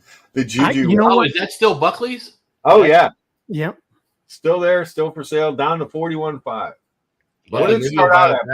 Buckley will buy it back at 32. It was started out at like 45, 46. 45, yeah. Yeah, I'm telling you, I think it might be his longest sitting Rolex. It probably is. I don't because he prices things pretty well. He goes through them pretty quickly. Now, Buckley, did you sell your Explorer 2 again? Confirm or deny. He cannot confirm or deny that. I'll tell you what happened there. Okay. I'm in the process of buying a condo, right? Yeah. So there was a rumor from an AD that I might be able to get my hands on a Oyster Flex yellow gold Daytona, right? And I'm doing the condo. So I was like, okay. And me and America were talking casually, right? We were talking casually one day through WhatsApp. And I was like, yeah, maybe I'll get rid of this. I don't know. And the cheapest one he could find, it was probably like 12 grand, right? Because it's a 2024 model. Right. And I was like, look, if you just want to just give me the retail, and I'll eat the tax as like a punishment, I'll send it to you. And he's like, yeah, that's a good deal. But it wasn't like, I put it out there or started calling gray markets. He's like, no, I'll just buy it from you. I was like, fuck it. That's too easy. Okay. If you make it too easy for me, I want to get it to say no. Well, I had said something about it the other day, and they're like, no, you see, I think he sold that to America. I'm like, I thought he just bought it back. I did. I just bought it back, and then I sold it. I pulled a Speedmaster Lolex move.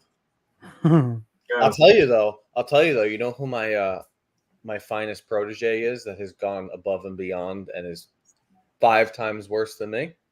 Who's that? Wristwatch holic Alex. Oh my God, yeah. Alex goes through watches really quick. Alex had a few watches. I think the turnaround time on them was like 3 or 4 days. Damn. That guy has me beat by a long shot. That's yeah. I was like, what? Oh man, I didn't know that. Yeah. So, Mr. G says that hot wings should not exist. I don't know. That's a hot take. I'm not sure I agree with that. Could you request a different seat? Like if you are you walking in and seeing them? I need to know the scenario. Are you seeing them eat the hot wings when you sit down? Oh my God, he got an upgrade and he had to sit next to this guy eating wings on the plane. That's just wow. Yeah. Damn. Wingmaster says mostly bezel and sauce talk today. Yes. A little Tyson sprinkled in there, a little recipe sprinkled in. But... Definitely, if you're going to sit down, you're like, I can't sit next to this Zuckler. You got to change my seat right now. It's even when somebody just comes in with a bunch of freaking egg McMuffins. Oh my God. It was a 300-pound woman. Just the smell of that of egg McMuffin eggs in a plane. Oh my God. Shouldn't be allowed, really.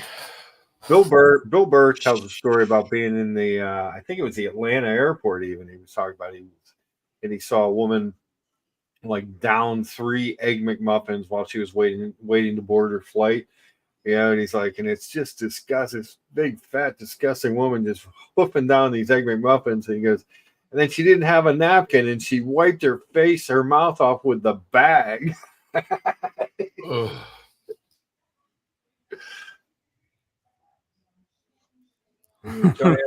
wing eater had his shoes off as well. He's like, that's the worst too. I can't stand it.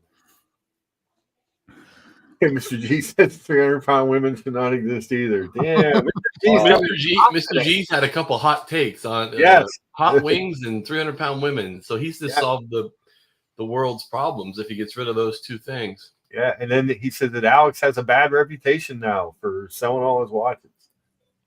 He did. I saw he was selling that 75th Seamaster. He had a good price on it too.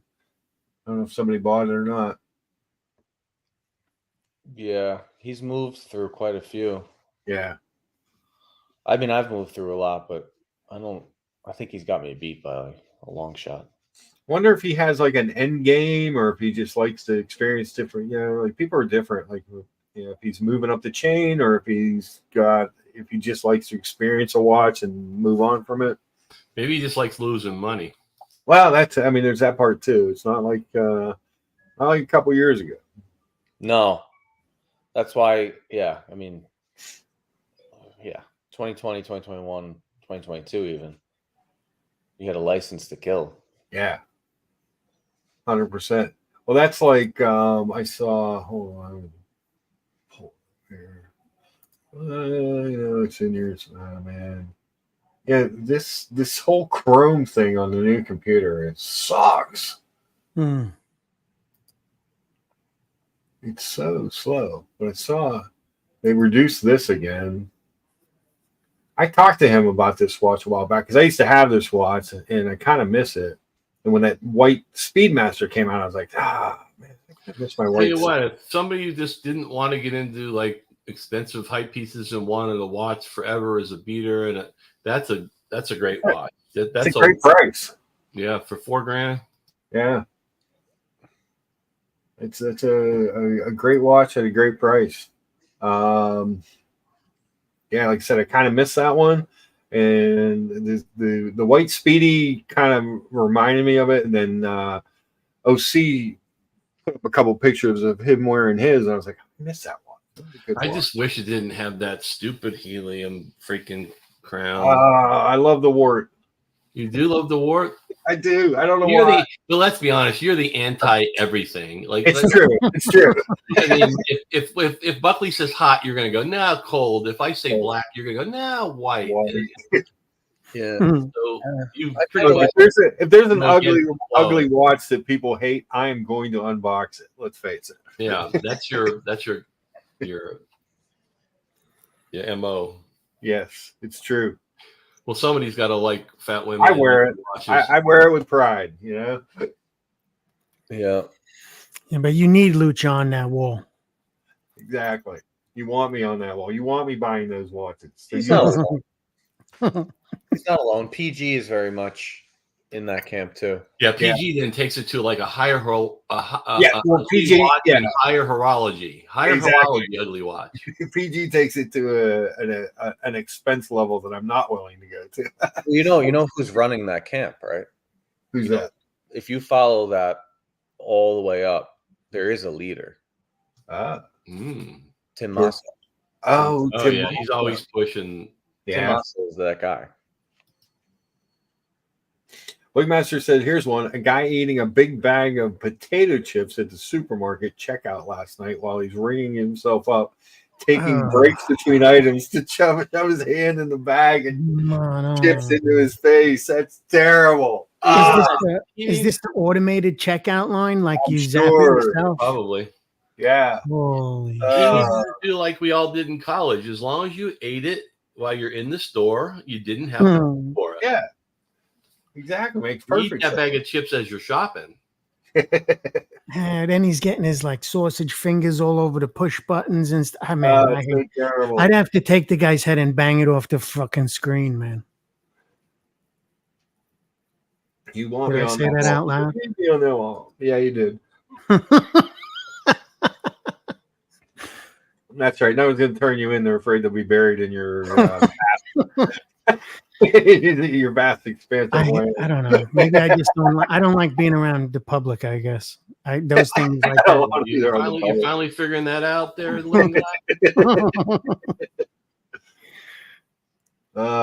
checkout. That's so terrible. I want the truth, Lucha. I think I'm entitled to it. Like, not to hijack, but can we discuss this for 1 second? Yeah. Space. If you walk in to a bathroom and there's line of 6 urinals, can we just all agree that you open hand slap the guy if he comes right next to you? Right next to you. That's the worst. You open hand slap him. I think you're allowed to actually piss on his shoes. Hmm. Like you just turn left and piss on his shoe. That's terrible. I was in a public supermarket and that happened. Someone says, and that's the moment we all get reminded Looking Glass is a mobster through and through. You know, Johnson EDC and I had that conversation behind Looking Glass's back the other day. Like, let's talk about his story, which I won't share. We're like, yeah, that is kind of odd. He's a big union guy, New York, New Jersey, and he's living where? In what little Oh, he's in a program, isn't he? Yeah, it makes sense. If you ever hear Looking Glass say, "All due respect, run."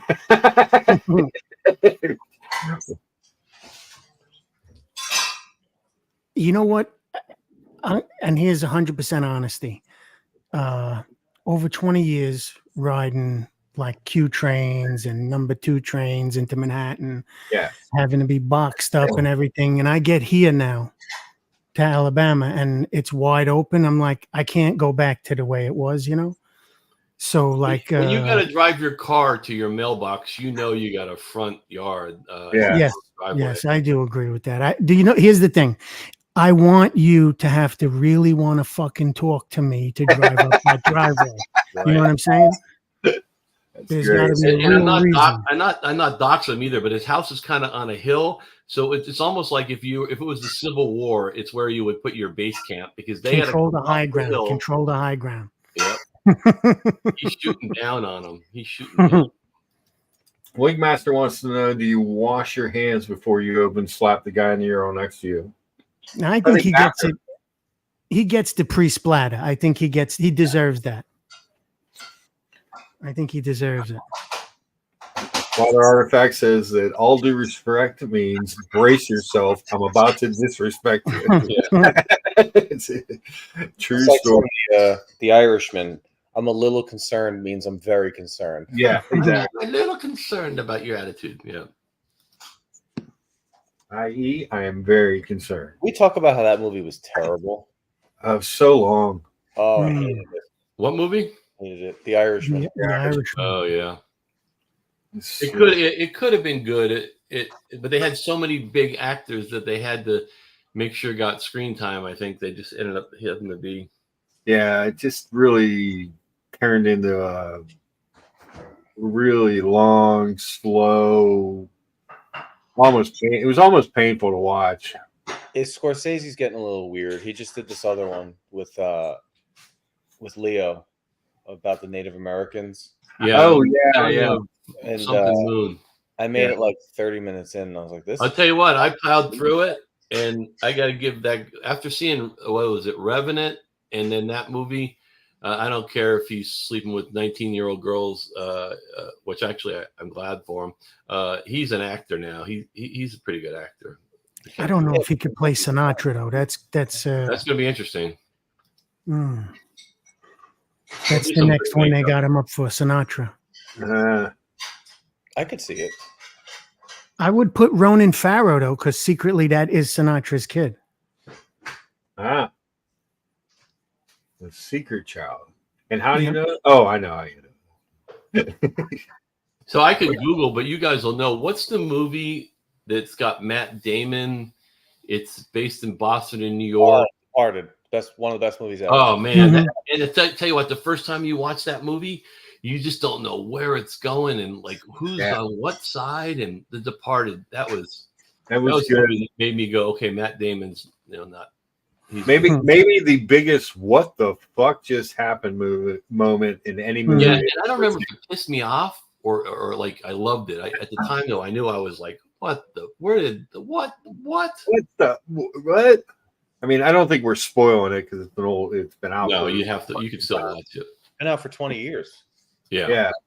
But when he comes out of that elevator, it's just like, and it was a movie that had a lot of moments in it. But then you're just like, oh, what? Yeah. I may get flamed for this, but not long ago, because nothing was on, we watched Good Will Hunting for the first time in 20 years. Yeah. And that movie kind of held up, I thought. Yeah, it's not a bad movie. Oh, yeah, it's good. Yeah, I mean, for it to be their first movie that they did, I think they wrote it and directed or whatever. There's a story behind him and J-Lo's husband. I forgot his name. Boston's a good. They do good movies up there when they make that the center of it. It's like New York City. Like there's certain cities that the movies are good, and then there's certain cities no one gives a shit about. Like you put a movie in Baltimore. Yeah, you lost me. Fuck about Baltimore, right? Like, what are we talking about, Baltimore? Get the fuck out of here. That ought to offend some people. Yeah, Johnny O. Ben Affleck. I don't know. Ben Affleck has done a movie that I can say. I wouldn't, because like Matt Damon's done a lot of movies where it's like, oh, he's a decent actor. He's not, like Johnson EDC. Whenever anybody mentions Matt Damon, I hear it like from Team America. Team America. Matt Damon. Your artifact says, I'm with you, Looking Glass. DiCaprio is a good actor, but Sinatra, I'm worried he won't be able to pull that off. Yeah, he might do it, but I don't have faith in it. Yeah. The Wigmaster says, don't say Baltimore, do it like Tony Montana and say Baltimore. Baltimore. Yeah, that movie would have like you'd fill it with the content of soft shell crabs, and then what else do you got? Yeah. Murder. The Town, says Father Artifact. That's a good one. That's a really good one. A really good one. I've never seen that. Oh, Mickey, today. Man, no, I've seen everything. Who is it in the community that still hasn't seen the freaking Godfather? Is that like Rolex or something? Diego? Yeah. No. So listen, here's what we do. We rent out a movie theater in Atlanta, and then we all go there. We just go and watch The Godfather. That's it. Have a watch meetup movie for The Godfather. Have a little intermission break and watch The Godfather 2. Godfather 1 or Godfather 2, Looking Glass? Well, if you haven't seen either of them, then I would go with the what's the new one they just put out, because that is fire when you see it the way it's supposed to be. They took The Godfather 1 and 2 and made it the way that he wanted it to be, but he didn't have enough power when he was making them. So they actually rearranged the scenes on them. If you put 1 and 2 together, it's probably 6.5 hours long. Yeah. Yep. But I think I like 2 better than 1. 2 100% is better. But if you haven't seen either of them, you got to see 1 and then 2. Oh, so it's fucking great. Yeah. Because a man in my position cannot be made to look ridiculous. It's good stuff. I've definitely sent that Fredo "You Can Act Like a Man" clip to a lot of friends over the years. You're gonna act like a man. It's a great. They're great movies, great stories, and it's like must see. I had a kid who worked for me once. He had never seen them, and his idea of a gangster movie was Tony Montana, and I'm like, well, that's a different type of gangster. I said, you haven't seen The Godfather? And he hadn't seen Goodfellas or The Godfather, and I'm like, no, you haven't really seen gangster movies.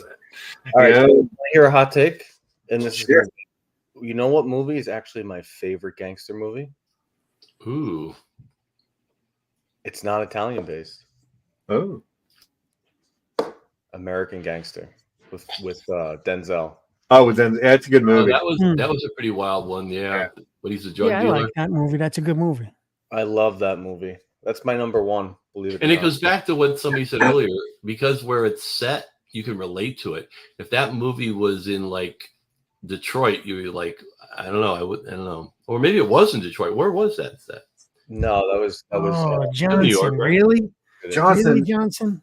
He owns both the Godfathers, and he hasn't watched them. You know what it is about American Gangster? A lot of these movies, they film it and they say they're in New York and they're not, right? It's like obvious that this is not real. But that movie, they went above and beyond. Yeah. watches on wood, falls asleep during The Godfather every time. Oh. This has turned into the saddest stream ever. You know what happens? You know what happens here, Lucha? Yeah. This is my whole reason for fuckboys versus douches.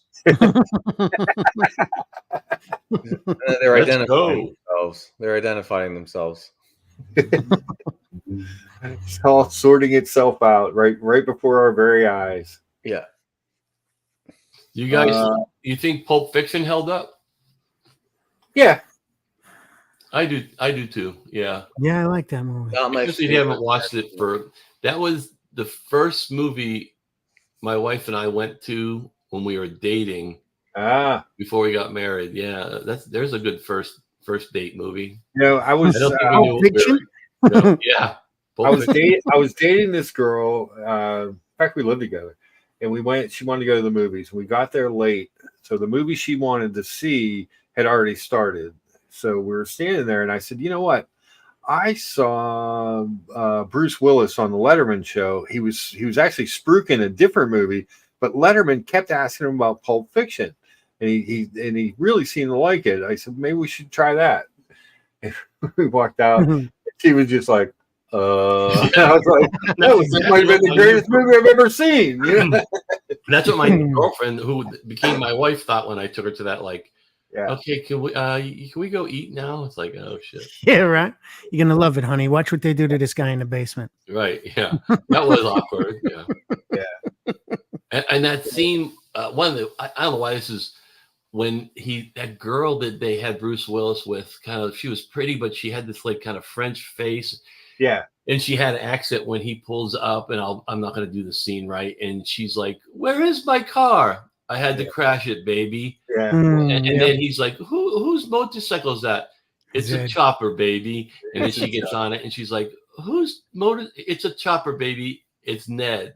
Ned's dead." And like that scene. Yeah. Who's Ned? Ned's dead. So that's a watch movie too, right? You could classify that as a watch movie because the guy kept it up his ass for 5 years. That's right. And a comfortable piece of metal was up his ass for years. Christopher Walken. Watch Commitment, right? Watch Commitment. Yeah, that's it. So Dear Artifacts is Lawless is a good gangster movie too. It's underrated. Training Days was a good movie. I don't think it's really a gangster movie per se, but it was a good movie. So Goodfellas or Casino? Oh, Goodfellas. Goodfellas. Yeah, I think so. Yeah. What's the one? But Pesci. A Bronx Tale. I always thought that was. Yeah, that's fucking. That one gets me annoyed. Gets you annoyed? Yeah, that one gets me annoyed. That one's like, I can't stand the kids see. Yeah. We actually have family that was in that movie. Wow. Yeah. I like Chaz Palminteri. I've been to his restaurant. Very good. Yeah.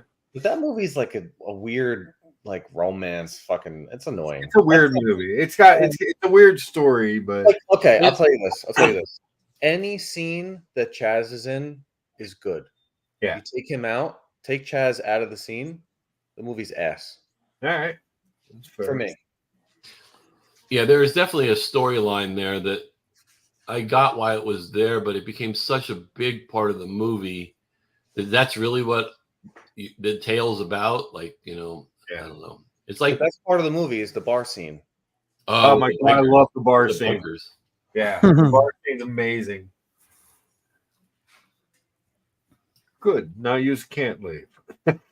Yeah. It's hard to believe that's his life story, right? Yeah. That's Chaz's, right? Yeah. Yeah. That's his life story. The only thing that's not legitimate is when they brought the kid down to do the lineup. He added that just for some spice. Yeah. Father Artifact says Michael Corleone wore a day date. Okay. Yep. Diego will watch it now. There you go. I don't think Michael Corleone wore a day date. I don't remember. No, I don't think he did. I think he wore an Omega. He did wear the best cardigan, that brown cardigan. Yeah. I don't think he wore a day date. I'm almost positive. Oh, we got some Casino fans. We do have some Casino fans. Better than. Yeah, I mean, you have to be again for you to say Goodfellas, you have to be attached to New York. If you're not, you're going to say Casino, because Joe Pesci in Casino is better than in Goodfellas. Yeah, I thought Goodfellas was. I thought the story behind Goodfellas was better, and the I like Goodfellas. I'm not a New York guy, but I like Goodfellas better than Casino. Well, they got more coming. There's more coming. Yeah. There's new people. They're going to start, extending the timeline into the mid 2000s. Okay.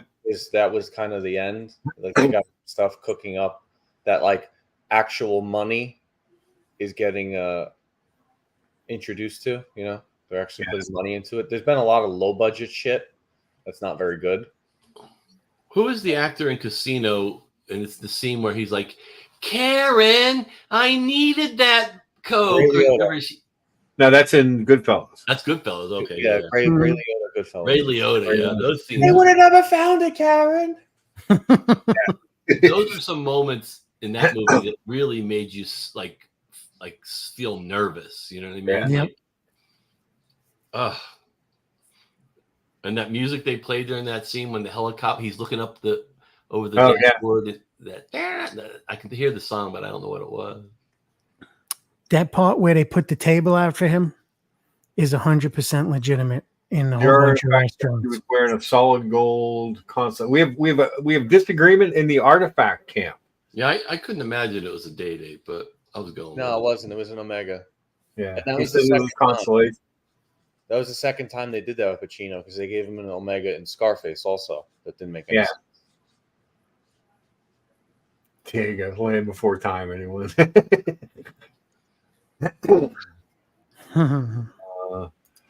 Wigmaster says Lude Records owner Wu-Tang Steve Rifkin said his dad was in that Hell's Angels bar story for real. Ooh. That's a great scene. It's such a good scene. And then at the end, he's like, when they're finally like, Sonny, you gotta get out of here. He's like, I ruined my goddamn lunch. Right. But what Ming Master said, that's a story that like anyone could probably say at this point. How do you prove it wrong? Yeah. Sean says Casino was great, but Goodfellas was awesome. Yeah, I agree. Yeah.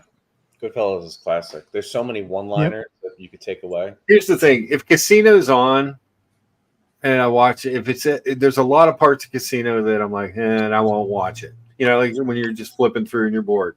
But if Goodfellas on, wherever it is in the movie, I will watch it till the end. Yeah, you could just sit down and watch it. I just sit down, just like, all right, Goodfellas on. I think I'm contractually obligated to watch this. Yeah. The Artifact says the best scene in Goodfellas is when he comes home late from a bender and Karen and her mother are yelling at him, and he just walks off laughing. Don Rickles was a small part in Casino, but if you guys have never gone and watched old Don Rickles roasts and stuff, oh man, and that's when comedy was. Dude, my grandpa used to play pool with him. Really? Yeah. No shit. Back in the 50s. 50s, yeah, the 50s in Jackson Heights. Wow. He used to play pool with them all the time. I mean, it sounds cliche, but it was a smaller world back then, right? Oh yeah. So we grew up. Does anybody know who Danny Thomas is? Mm-hmm. Oh yeah. So we grew up in Wilkes-Barre, Pennsylvania, and I was telling Lucha a story earlier about how my family, not our side, but my dad's sister had a line of grocery stores in the Northeast, and it was kind of mob related. And I actually was at dinners with Danny Thomas at the time and didn't know who he was. And I knew him at the time, I was like probably 11 or something. And my mom was all like, that's Danny Thomas. I was like, I had no idea until years later when I would see the St. Jude commercials. I was like, my parents were still alive. I was like, is that? He's like, yeah, that's Uncle Tony's friend, Danny Thomas. Yeah. So my point of that worthless story was what you said, Buckley. It was a small world. If you had money or you were in the inn and you were in the Northeast, you kind of hung out. Mm-hmm. Let's see. Yeah. Oh, wait a second. This is breaking news. America hasn't seen The Sopranos? Yeah, America's a fucking jabroni burger, and nobody knows it. Wow. He hasn't. He's he's got like that Green Bay Packer fucking cheesehead thing going on. He looks at us as dumb whites. We gotta get that guy. You got to get that guy. Yeah. Damn. He's like, look at you. It's fucking America. Yeah. I can see the bar scene. A lot of people tried to claim that story. It's a classic scene. It's just a classic scene. Well, you know what? Back then, that bar scene happened 1,000 times across. Yeah. America. So that bar scene still happens now. Right. Especially up by me, we do have a chapter of pagans and a chapter of Hell's Angels. Uh-huh. There are people that are in prison in Riverhead and Rikers Island because they often murder people in bars. Yeah. It's still here. Like that shit hasn't gone away. Those guys America eats fish stick. Yeah. Every generation has that transition, and back then it was like the guys in suits and men, and then all of a sudden these long-haired coming back from Vietnam biker dudes, like that fight happened every week probably. They're crazier. Oh, nowadays, yeah. I think always, because there's just, I've met a few of those guys. Fucking, not playing with a full deck. You got nothing to lose. You got nothing to lose. So a long time ago, we were talking about the old Air King, and Brett BW said he had one for a hot minute. It was, and he said I forgot to go back and check. He sent a picture of it. Wow, check out that dial. I remember that watch. Yeah, it's 34 millimeter. Damn. The good looking piece. Listen, here's something to think about, and it's just times, because if Big Pussy could wear the Day Date solid gold, which is 36 millimeter, could wear a smaller watch. I think anybody could get away with it. Yeah, I don't know about that. I think people have evolved. If it's solid gold, I think he could wear that. I think he could wear a solid gold 36. Up to what size wrist? Oh man, Big Pussy was like 7.5. Big Pussy was quite bigger than that, but sometimes it's not what it looks like to other people. It's what it looks like when you catch a glimpse of your wrist in the mirror. You're like, yeah. No, I solved this. I solved this. This is actually breaking. You solved it? I solved this. This is breaking news.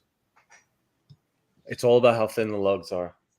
You cannot wear a 36 millimeter watch with thick lugs. It will look like a block. If you thin out the lugs, this is why people get away with the Day Date and the Daytona and Patek, right? Omega, people get away with stuff that doesn't make any sense. It's because it becomes a bracelet with a clock. And anybody can wear a bracelet with a clock, but a big chunky block on a strap, that's when it can make your wrist look fat and stupid. Okay. Interesting. So that's why you can do the Daytona with a 9-inch wrist. Right? What are people's thoughts about like a 36 Day Date solid gold, yellow gold on a strap? I don't know if all those bracelets died, but I see a lot of those out there on straps. I'm not crazy about the straps. Yeah, it doesn't look like a Rolex to me. Yeah. The Day Date should be on the bracelet. I agree. If you have a story behind it, I'm cool. Like if you wore it into the ground and whatever, fine. But so to answer Brett's question about the picture he sent me, why is the 6 different? I think the 6 is different. It's to match the crown at the top. So the crown at 12 and the 6 are polished. Look, the answer is they when they bought those 369s, they bought a shit ton, and that's why they had to put them on the floor too. And then they had to put them on the Air King, and then finally, when the Air King they ran out of 369s, they said, "Okay, let's give them loomed numbers." Yeah, there you go. Every time I see those numbers, and no matter which watch, I'm like, it's just a part from a different watch. Yeah. But it does match the crown. You're right. Wigmaster says, "Why? I think you can wear anything if the bracelet fits you." No, I've seen people wear some stuff that. I've seen some people wear stuff both ways. Stuff that's way too big for them. That obviously the bracelet fits, but they got clothes, but they shouldn't be wearing a watch that big. And I've seen people with big wrists wearing these tiny watches, and they just. I know people say, "Oh, that's the way it used to be," but there's a reason things change. All right, look, pull up Sean, because if Sean says it, then it's got to be. Well, he says date just on a strap is cool, but date needs to be on a brace. Oh, that one. Sorry. Oh, I pulled up the wrong one. But anyway, Rad Time says, "I have a Day 36 cognac dial. It was issued on a leather strap. I wear that a lot." Oh, I didn't know that they released them that way. I didn't know that either. I thought people just put them on there. Mickey, date just on a strap is cool, specifically vintage, but date has to be on the bracelet. There you go. Put it in stone. Finito. That's that is the guy that we go to for fashion advice. So I gotta believe we need to take that advice. That's it, and there's nothing you can do. What are you gonna do? You can't argue with him. No, it's no. Done. He's gone. He's gone, and there's nothing you can do. Yeah. And there's nothing you can do. Sorry. He's gone. He's gone. That was another great scene in that movie. That was a gotcha scene in that movie. What do you mean gone? He's gone. There's nothing we can do about it. It was a great scene. But it was, it pulled it ended that arc of the story. Yeah, it was just great. I walked into a couple of job meetings feeling like Joe Pesci like that when he walked in. He went, fuck. Yeah. Wigmaster, it was some real Italian greaseball shit.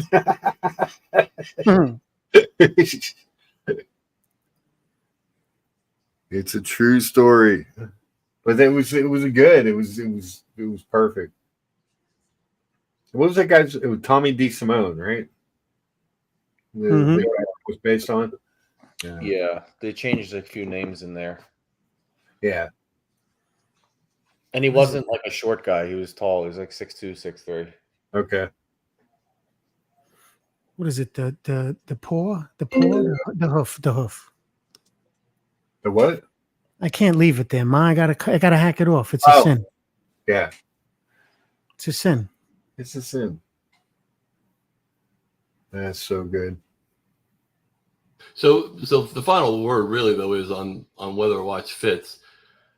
Too small on too big or too big on too small. I mean, I see more people wearing watches that don't fit their wrist than I see watches where I go, that may be a little small.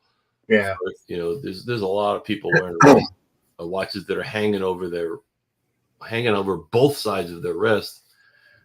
You can make it. Some people will make an argument that's fine if joking, whoever said it, if the bracelet fits. Yeah, but it doesn't look good. I think somebody wearing a watch that's way too big is worse. Sean, that is one of my favorite movies. Yeah, we brought Donnie Brasco. Yeah, that was Donnie Brasco was one of my favorite movies.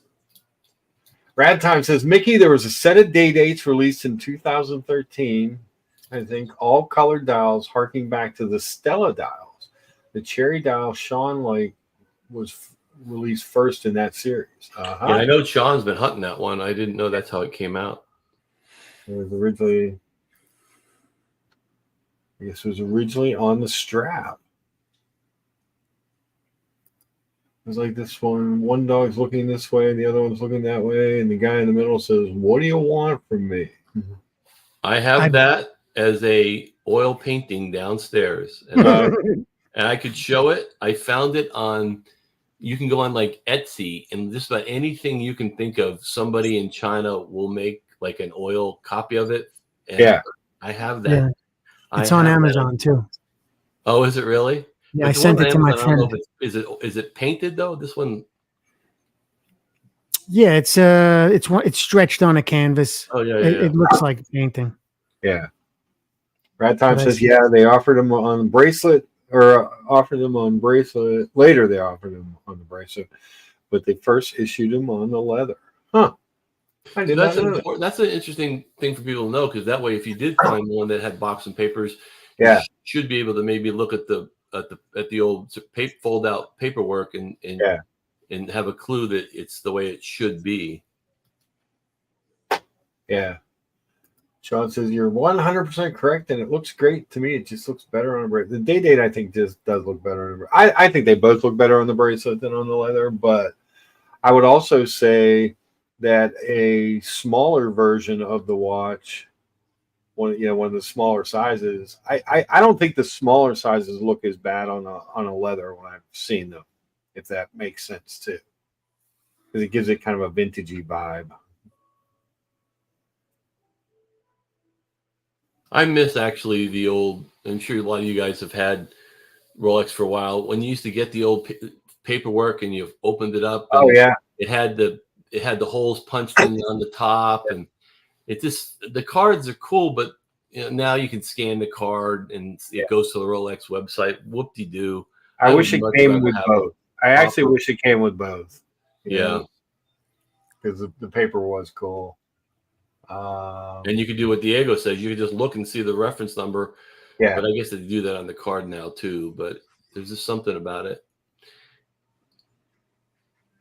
Yeah, there was something different about opening up that piece of paper. I don't know. I liked it. It was embossed. It was cool. Right. It was definitely cool. And that's when open papers mattered, because you got to remember there weren't computers. Wrap your mind around that. Even go back to 96, whatever, there was records being kept, but it's not like now. So if you got something that had open papers, man, you're filling out your name and date. And a lot of people got warranty work done 20 years, 25 years ago that shouldn't have been, because they only had a 2-year warranty, I think, back then. So it wasn't a big deal if you're off by a couple of years, because Rolex sat in the window forever back then. Okay, yeah. The Rad Time says she understands the preference on bracelet, but she already had a Lady Datejust Rose Gold chocolate dial and was looking for something a little less blingy. That's why she went with the cognac dial. And Wigmaster, excuse me, what's the reasoning for the Datejust strap, Day-Date no strap? I think it has to do with the precious metal. I think that's kind of why you think of it that way. Yeah, when I think about the Datejust that Sean's talking about, I'm thinking in my mind like an old stainless steel version with maybe not even the fluted bezel, maybe the engine turn bezel. Yeah, exactly. Like they're cool older blue Datejust dial, maybe a pie pan dial, like something. And then you see that on a strap, it just looks more. It is vintage, but Diego says that the Datejust on leather were solid gold. Damn. Cool. No idea. But the ones you see in the wild, though, are usually stainless steel, that the bracelet stretched to hell, and so they threw it away and they throw it on a strap. Yeah. I'm looking all kinds of that. All right, gentlemen. It's been fun. I had a great time. Thanks for popping on.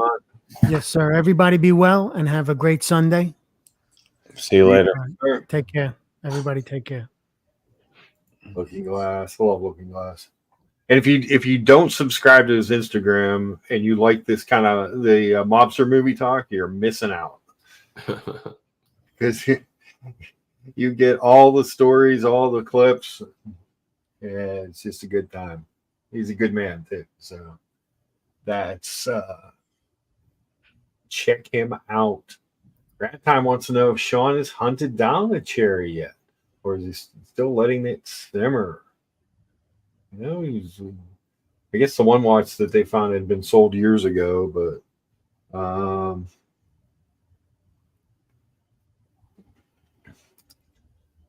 yeah, it's yours. Yeah, Rat Time, what size is yours? Is it a 36 or a 40? your cognac de date. Beautiful watch. The beauty. Ragtime's cool. I like Ragtime. I always have this here in the chat. So is this Ragtime's watch on the screen? No, this was BW had this.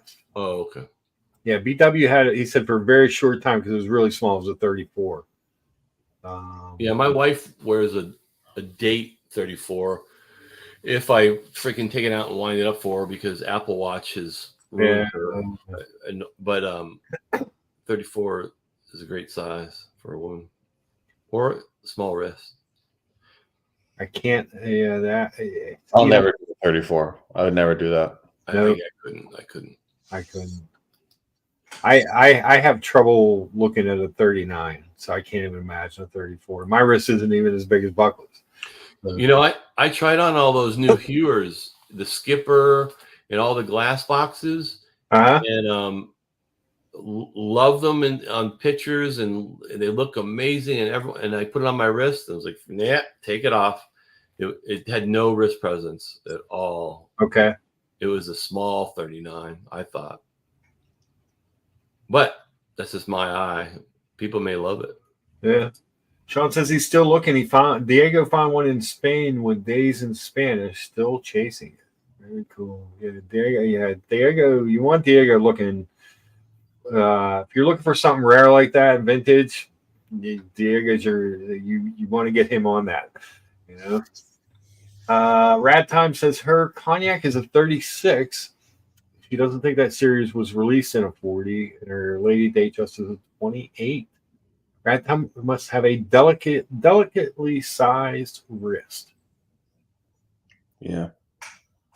BW says my wife ordered a 31 millimeter OP with a silver dial and engine turn bezel. It's perfect for her. Yeah, I remember those old engine turn bezels.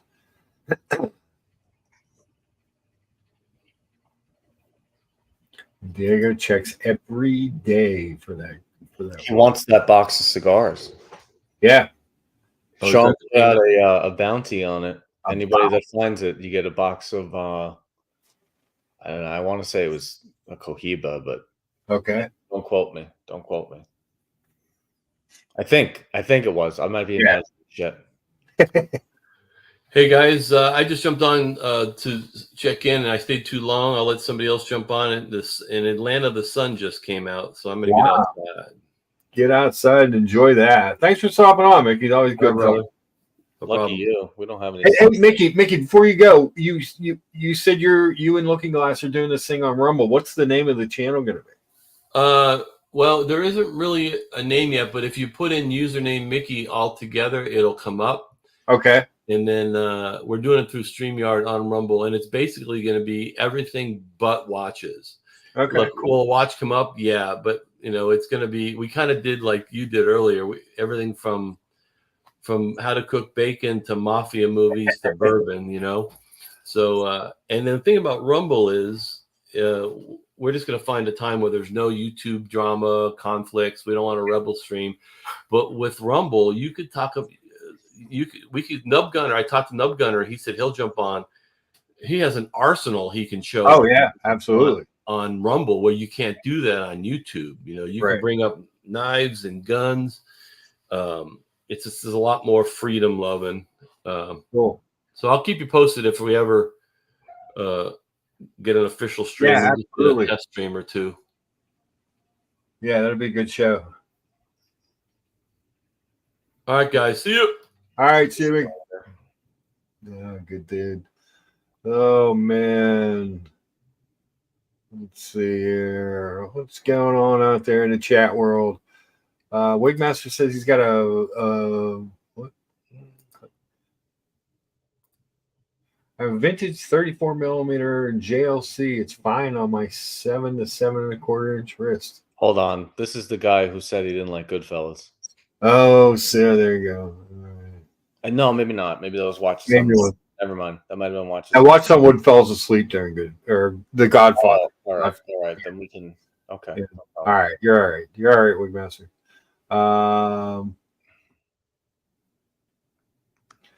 Looks like we're getting some rain in Hong Kong. Grilla, did you guys flood again? Did I see that there was more flooding in Dubai the other day?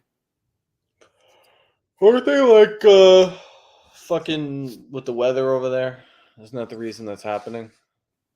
What? Oh, they trying to make it rain? Like trying to grow plants? Yeah. They do some cloud seeding or something, or something like that. Yeah. Yeah. Sean says the thickness of a Hoyer Carrera makes the watch look smaller on the wrist. My 37 millimeter 5196G looks as big as a 39 millimeter Carrera. Huh. Interesting. Yeah, it depends on dials, everything too. If you have a bigger dial, smaller wrist, a smaller watch can work better. It just depends, and depends on what you like. But a lot of times when I see those smaller wrists in a mirror, I'm like, ugh, just don't. Okay.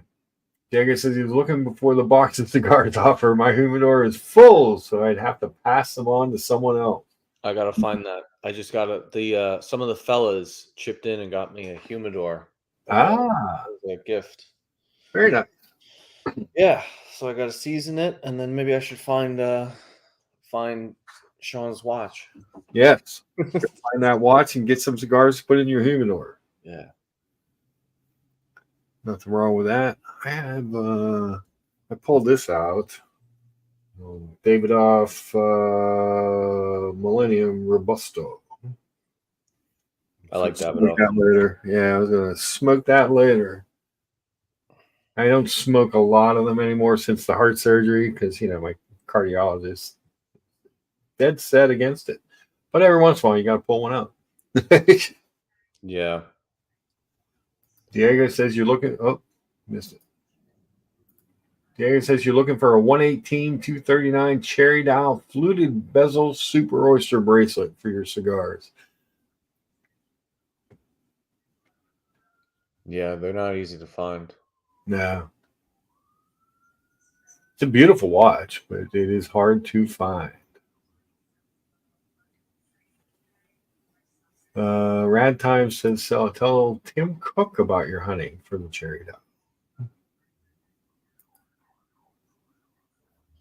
Anyone have any recommendations on a 50 cigar humidor for Johnson EDC? I don't know. I mean, the one they got me it looks beautiful. So yeah, I'll show it to you.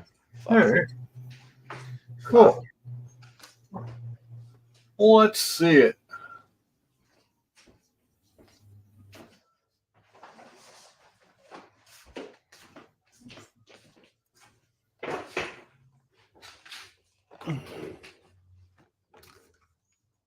All right. Let's make you big. My eyes are bugging out today. I think it's like I'm. Came in this box. Diamond Crown. Nice. The Royal Collection. All right. AC New Cigar Company. I don't order a whole lot of stuff in the mail. So when it came, I put it to the side and I left for the day. Yeah. And then she was like, "This one's addressed to you." What? I didn't order anything. And then it was a humidor. I'm like, I didn't order any humidor. What the fuck is going on? I'm like, what? What? Humidor is a great gift, though. Oh, that's nice. Yeah. Yeah, it's got a beautiful finish on it. Very nice. Very, very cool. There's a bunch of stuff inside. I have to go through the process, Yeah. It's big. It holds 90. Wow. So. And that's the Diamond Crown, right? That's the company? Yeah. Diamond Crown. It's got the, I guess you could lock it. I don't think I'll ever lock it. I'd be afraid of the key. And it came with this, too, which is really nice. I didn't put it back on, but I will when I put it out. It came with this dust cover with the Oh, okay. Diamond Crown logo. Very cool. Yeah. It's really nice. Rat Time. Rat Time says that box could hold a human head. Oh, easily. I mean, I like I've had a lot of cigars, not nearly as many as someone like, Mickey, Sean, Yeah, Bruno. I've had a lot, and my range is usually between like 10 and 25. Okay. Per cigar, and I love Connecticut's. I like the Connecticut's. So where I grew up in southwestern Massachusetts, where there were tobacco farms all around. Yeah. And there were migrant workers that would come in there to pick the tobacco leaves back in the day. They had like barracks. Yeah. There's a company called Griffin that I don't know. I like the taste of them. I like Oliva. I like Griffin. I like Oliva I like a lot. White Label Monte Cristo White Series. Yeah. And then I like Padrones. Padrones are good. Actually, I mean, I've had Cubans. They're good, but like the only Cuban that really blew me away was Trinidad. Okay. It had a very distinct flavor to it I've never had. Sean says shade-grown leaves are the way to go. Yeah, it was pretty shady there, actually, now that you mention it. I just remember I remember the barracks, and most of the year it was just like a big empty field or whatever. And then when it was time to pick the tobacco, there was like all kinds of hustle and bustle. Yeah.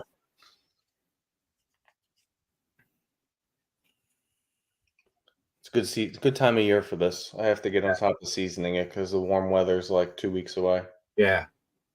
That's a great gift. Humidor's a great gift in general. If you especially if you've got somebody just getting into the cigars.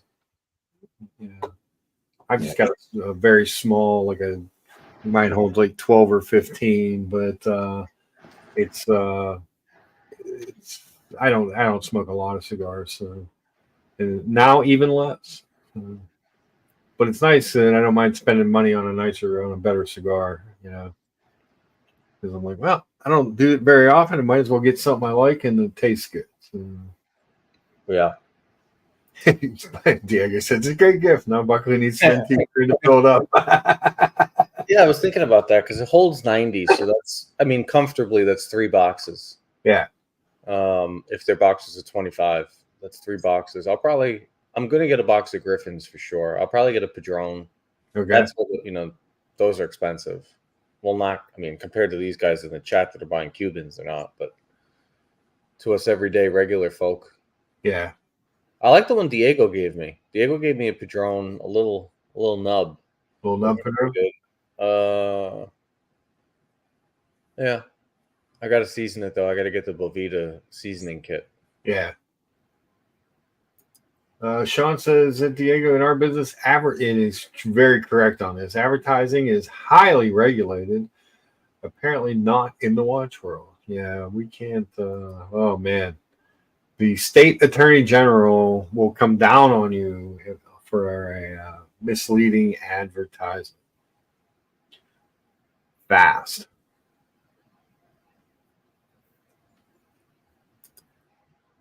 And Diego says Hermoso Maduro, box of those like $350 or so. That's not as bad as I thought it would be. Yeah. A box of them. I mean, if I filled that with 90 cigars, it'd last me for a year. Yeah.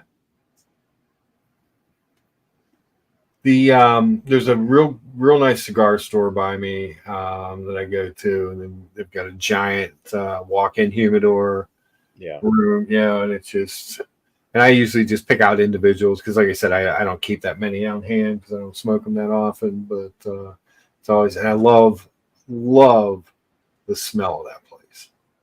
There's just something about like when you walk, you're just like, oh, this smells good. It's the best smell in the world. Yeah, one of them. One of the best smells in the world. Do Watch Guy New York City have the pick of it, but don't actually have it? And be fishing. Is that the one that you guys saw and you thought he had it, but he was sold like 2 years ago or something, Sean? I remember hearing that story a while back about that watch. But I don't know. I don't know. Yes, that's the one. That's the one. I kind of figured. Yeah, that's a hard watch to find, but could be worth 1/3 of your humidor capacity. Yeah, OC went. Yeah, that's right. OC went. That's. Now I remember the story. OC went to see it to check it out for Sean. He's like, haven't had that watch in years. Damn, that's cold. That's cold. What's on the agenda this afternoon, there, Mr. Buckley? Oh, I gotta go to a wake. Yeah, I don't even really know them. It's wife's family, which has hundreds and hundreds and hundreds of members. Yeah. So I gotta go over to Coney Island. Maybe I'll throw an egg at Coney Island Fredo's house while I'm over there. No, I gotta go all the way over there. Go all the way there for 10 minutes. Hour drive for 10 minutes. Come back. Yeah, you gotta do it. I got yard work ahead of me. If Looking Glass is listening, I might hit up Brendan and Carr. I don't know if he's listening. What is Brendan and Carr? Brendan and Carr is a really old roast beef place. But actually, I took Diego there. Diego and Negroni. Really old roast beef place. Very good.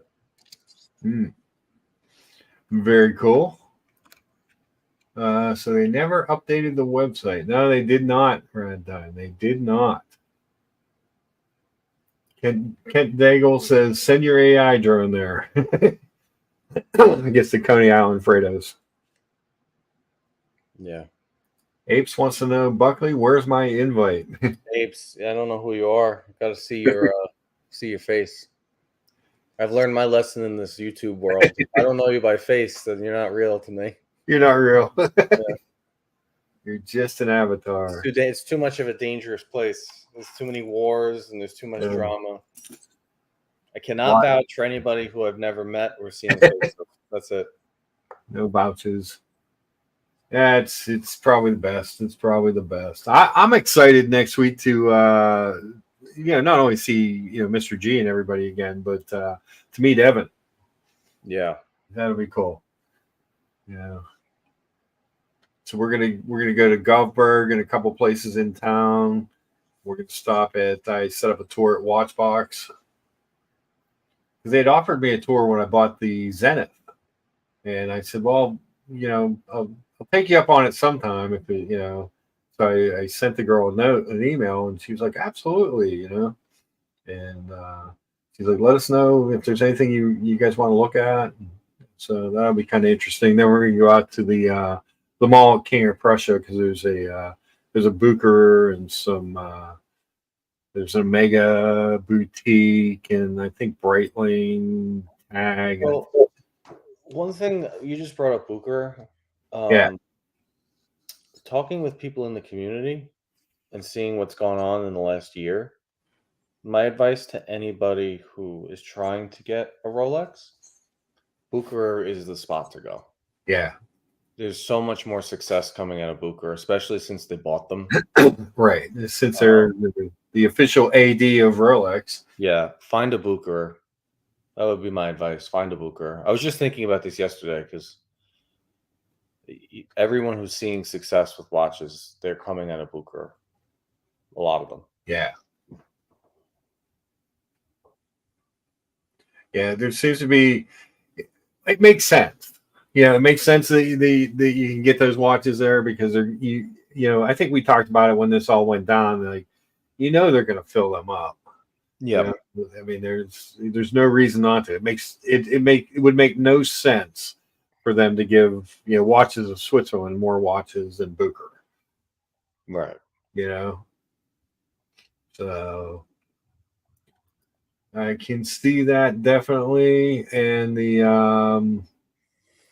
Rolex pre-owned program.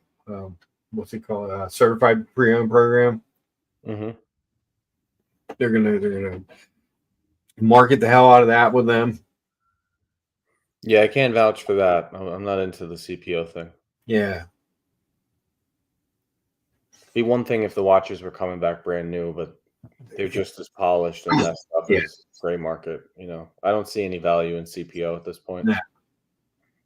The only value I see in CPO is that you're not getting a Franken watch, but the case, polishing, all that stuff, it is what it is. I know, but there's plenty of gray market guys that you don't have to worry about that either. Right. Now that we're not in the world of gray market is the enemy and we need to fight them every single day on YouTube on a public platform, we can say yeah, that was a lot of delusion, right? There's a lot of great gray market people you don't have to worry about. Right.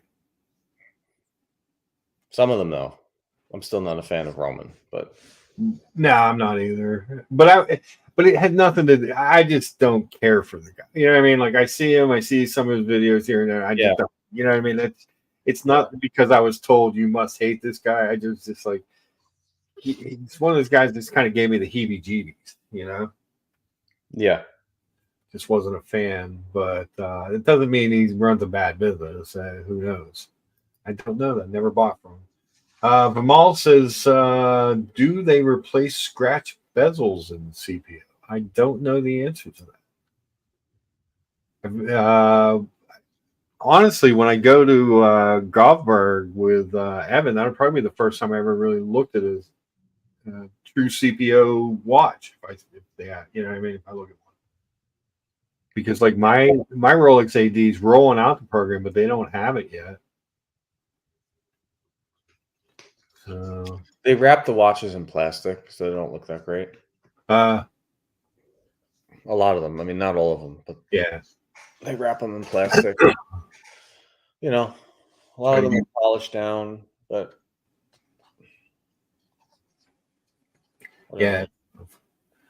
Let's see. Sean says, gray market can be a friend of the watch collector if you do your due diligence to find a good one and stick with them and support their efforts. Absolutely. Yeah. I mean, I've bought watches from Watchbox. I've bought watches from Nashville. And I'm not buying super high-end stuff or by any stretch of the imagination, but I've never, like, I trust them. You know what I mean? Like, and I haven't bought from European watch company, but everyone I know that's dealt with them has had a good experience for the most part. So, yeah, I mean, look, European's fine, Bob's is fine, Nashville watch is fine. If you're in the UK, BQ watches is fine. Like, don't believe all the. Oh my God, BQ watches. They're fine. The guy's fucking fine. There's never been anyone who said a negative word about that guy ever, except for one situation. Yeah. One bezel. 30 years or whatever that he's been operating. Vimal says the pictures on the Govberg site make these watches look pristine, but you wonder how does a 20-year-old sub look like it's never been worn. Well, I'm sure that there's something to that. But if you're buying a 20-year-old sub, I don't know that you're going Rolex pre-owned. I don't think you're going with the CPO program. I think you're going to try and source that from somewhere else. There's vintage watch sites devoted to that. Yeah. You don't need to go CPO. Ape says you need to get into work, Buckley. Nah. I don't see you as an work guy. I'm not a watch guy. It's true. You're a watch guy. And Sean says he would buy a watch from BQ Watches. Yeah, they seem fine.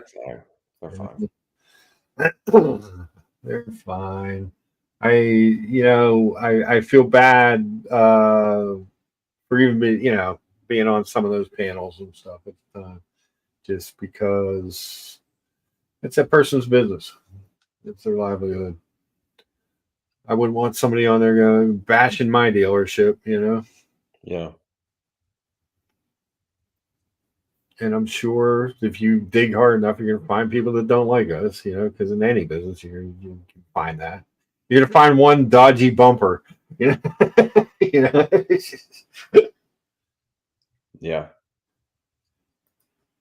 Kent Degg says Spencer is a stand-up guy. He seems, I don't know. Fine. Yeah, he seems fine. Seems fine. Seems so fine. Yeah. Most of them are fine. Yeah. If they've been around for a while, they're not a backpack flipper or anything. Yeah, I mean, most of them are fun. Yeah, just look for people that were here before COVID. Exactly. All the people that I've seen have a problem popped up after COVID. Yeah. Fresh blood. Yeah. Trying to get in, either part of the problem is they got in late. They saw, the thing exploded and then they're like, oh, look, we can make money there. Yeah. Sean says, gentlemen, it was great spending part of Sunday morning with you. We'll catch you later. Enjoy the rest of your Sunday. And here he goes. He's off to do some gentlemanly shit. Yes. See you, Sean. Have a great day. Yeah. There was a picture.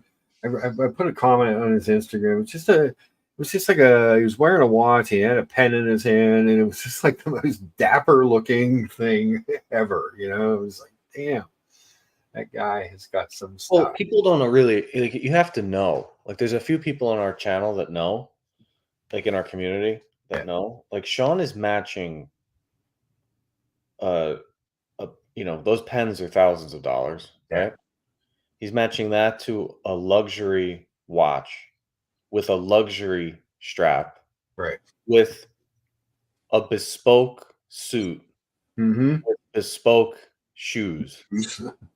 Like, if you start to really look into it, because I don't think people appreciate all those things. The guy is just doused in 5 figures all the time. Yeah. Maybe 6. Could have days 6. He might be carrying a lighter with him. He might be carrying other things too. Money clip. You don't know. Yeah. And everything is just perfect together. Yeah.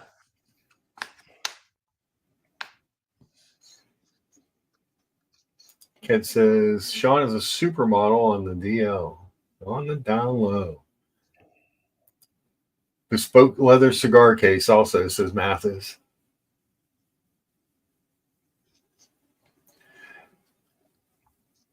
Let's see. CMC says, question, guys. Close friend has offered me an unworn 2015 Black Explorer 2. Not sure it's really worth paying over. What do we think? Don't pay over for that. Don't pay over. I like the new the new GMT hand. That skinny stem on that older GMT hand for whatever reason bothers me. I just don't care for it. Yeah, don't pay over. Because I don't think it's worth over by any stretch of the imagination. Let me pull one up here. I think Nashville had one of each.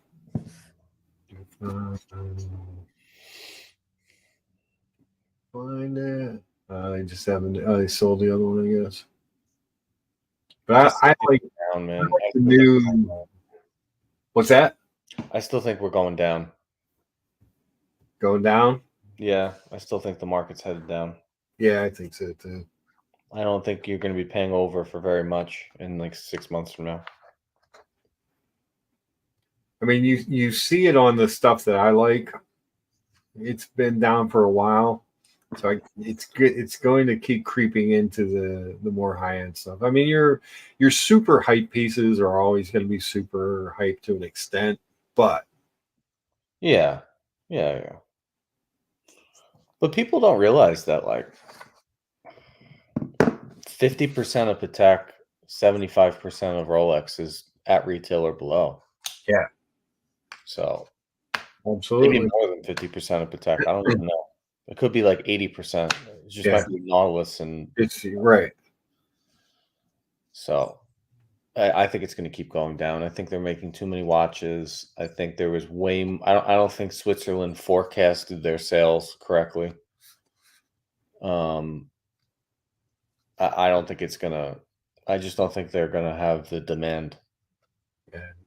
I think if your AD is going to get you a new Polar CMC, I think that's a better piece. Yeah, and you're paying retail for it. You're not paying, you're not paying over for watch that's 9 years old, 10 years old. I think that's a better buy. Britt says, buy the dip. I don't even know if we're in the real dip yet. So I don't think we've hit the real dip yet. It's the thing is when you're looking at the,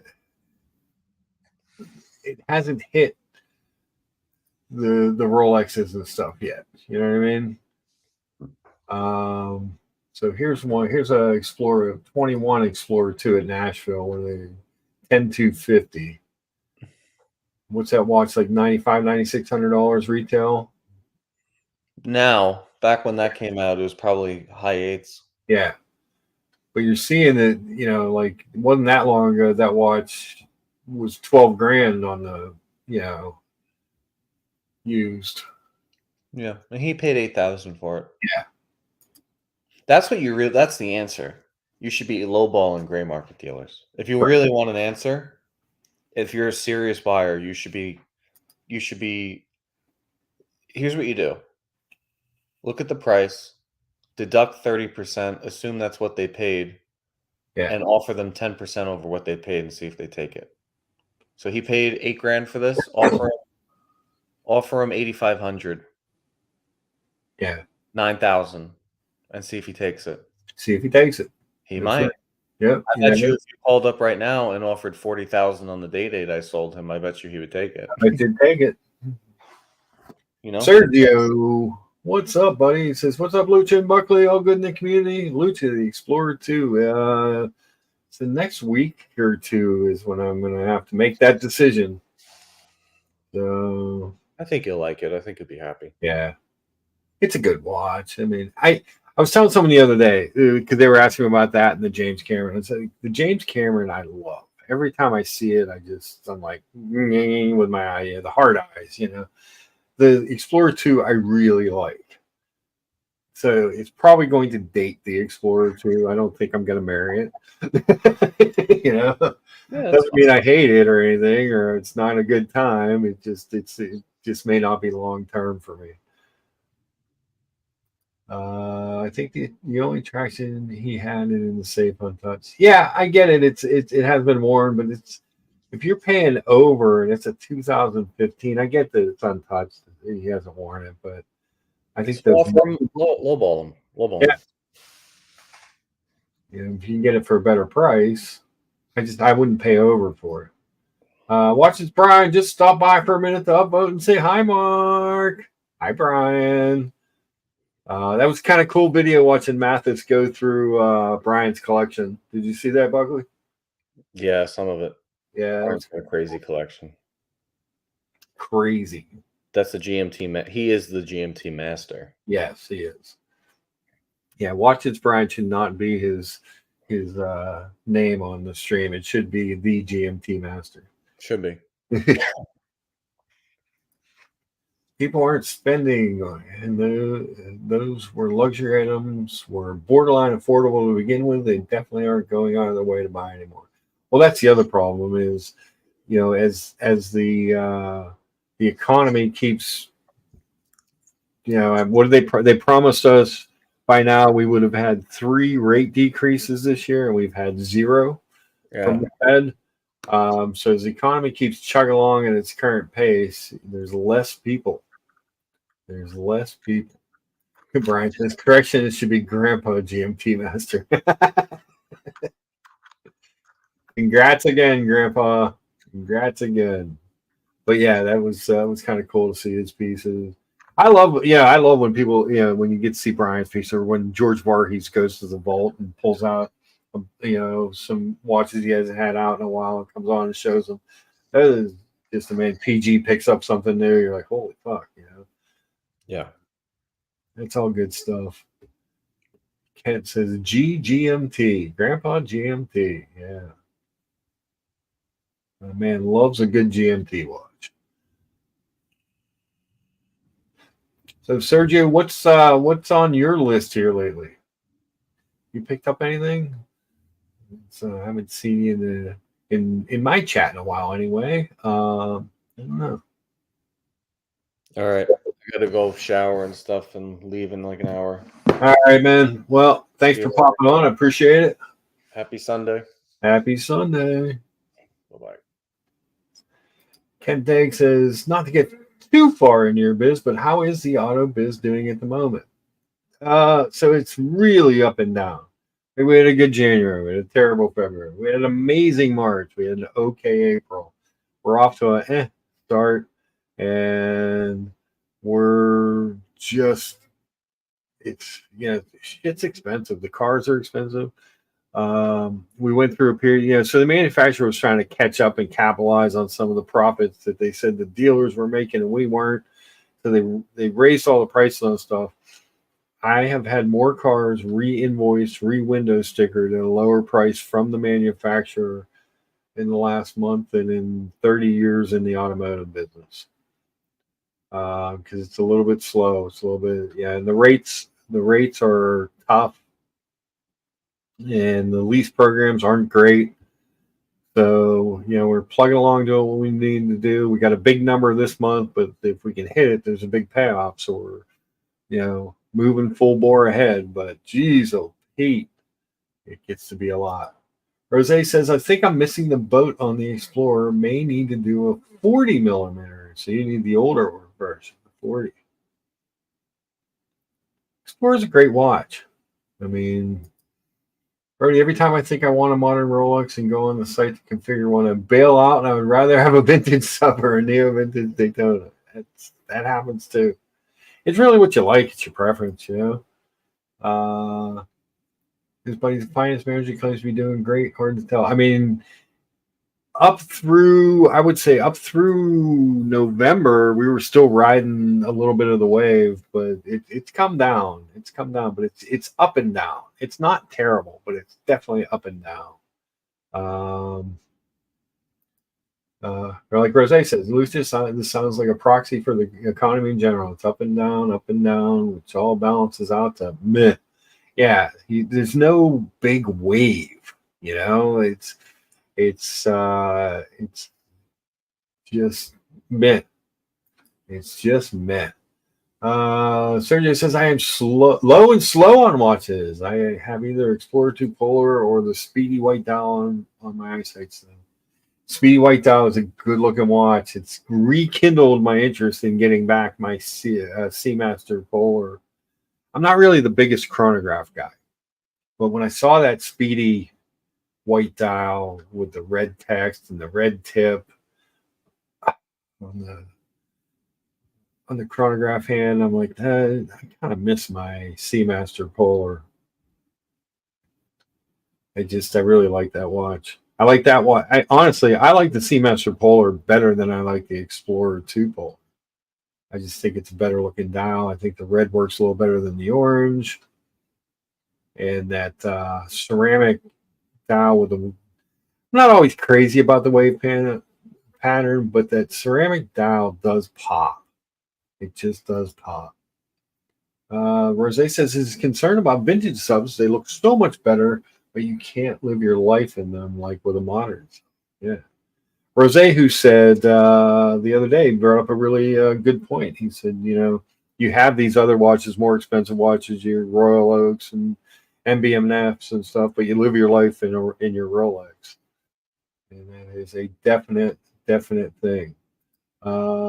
Good day, good morning, 3:30 a.m. What's happening, Dingo Dave? However, I would rather have an old Explorer 2 than the current one. Yeah, depending on your wrist size.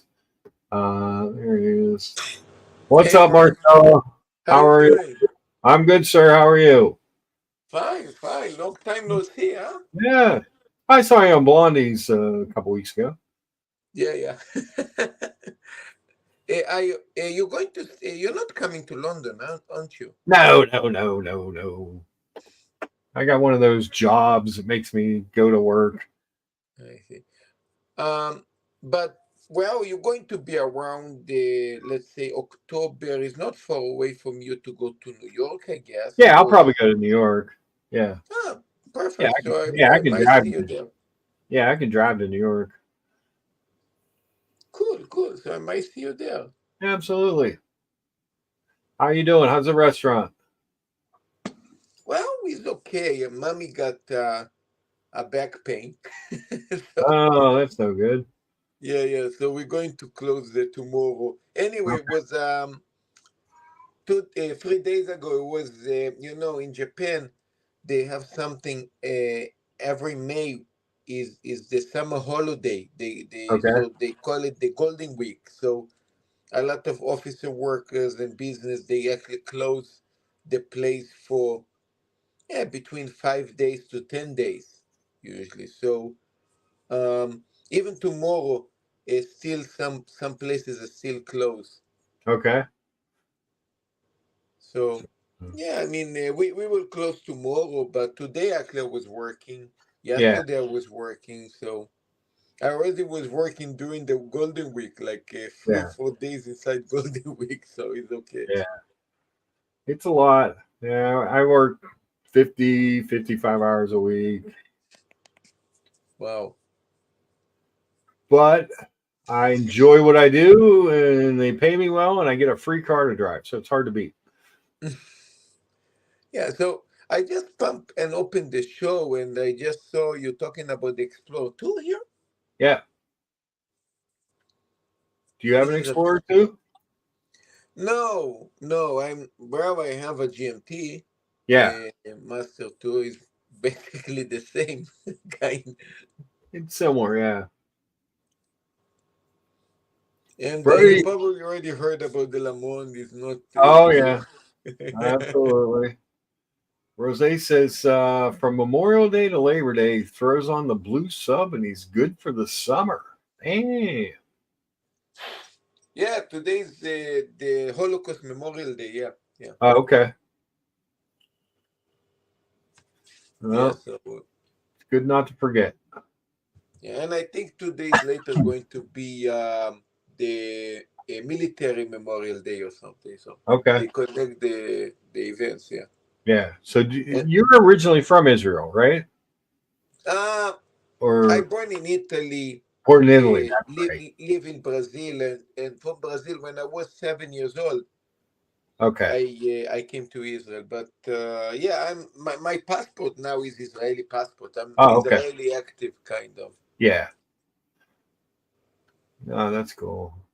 Have you been back there or has it been a long time? I've been there. I left in 2005. Yeah. Then I married mommy in 2007. Then I came to Israel first time after that long period of being overseas in 2015. Actually. And then one more time again, 2018. And we wanted to come again in 2020, but unfortunately, COVID and lockdowns. And I don't know exactly when we're going to come back because suddenly the watch community took over, and nowadays it was Thailand, and now it's London, and and New York coming. So I believe maybe next year, sometime, maybe already for the watch community, maybe we might even go and visit this. Yeah. Oh, there you go. This, yeah. Nice. So Speedy says Golden Week is when all the Japanese tourists go to Hawaii. And more. Yeah, but this is a good analogy, yes. Kent Dag says bell to bell is the key in cars. Yeah, you're there a lot. You don't work a lot, but you're there a lot, if that makes sense. Yeah. You have a lot of downtime, but it is what it is. Rose says, maybe Brody, what do you think of the Mosier MBMF Streamliner Pandemonium for an Only Watch. I'm a fan. How much did it cost? And I'm sure it's an Only Watch. It's an auction. It's the auction watch.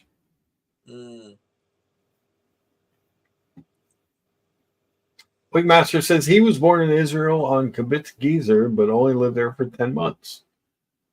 Okay.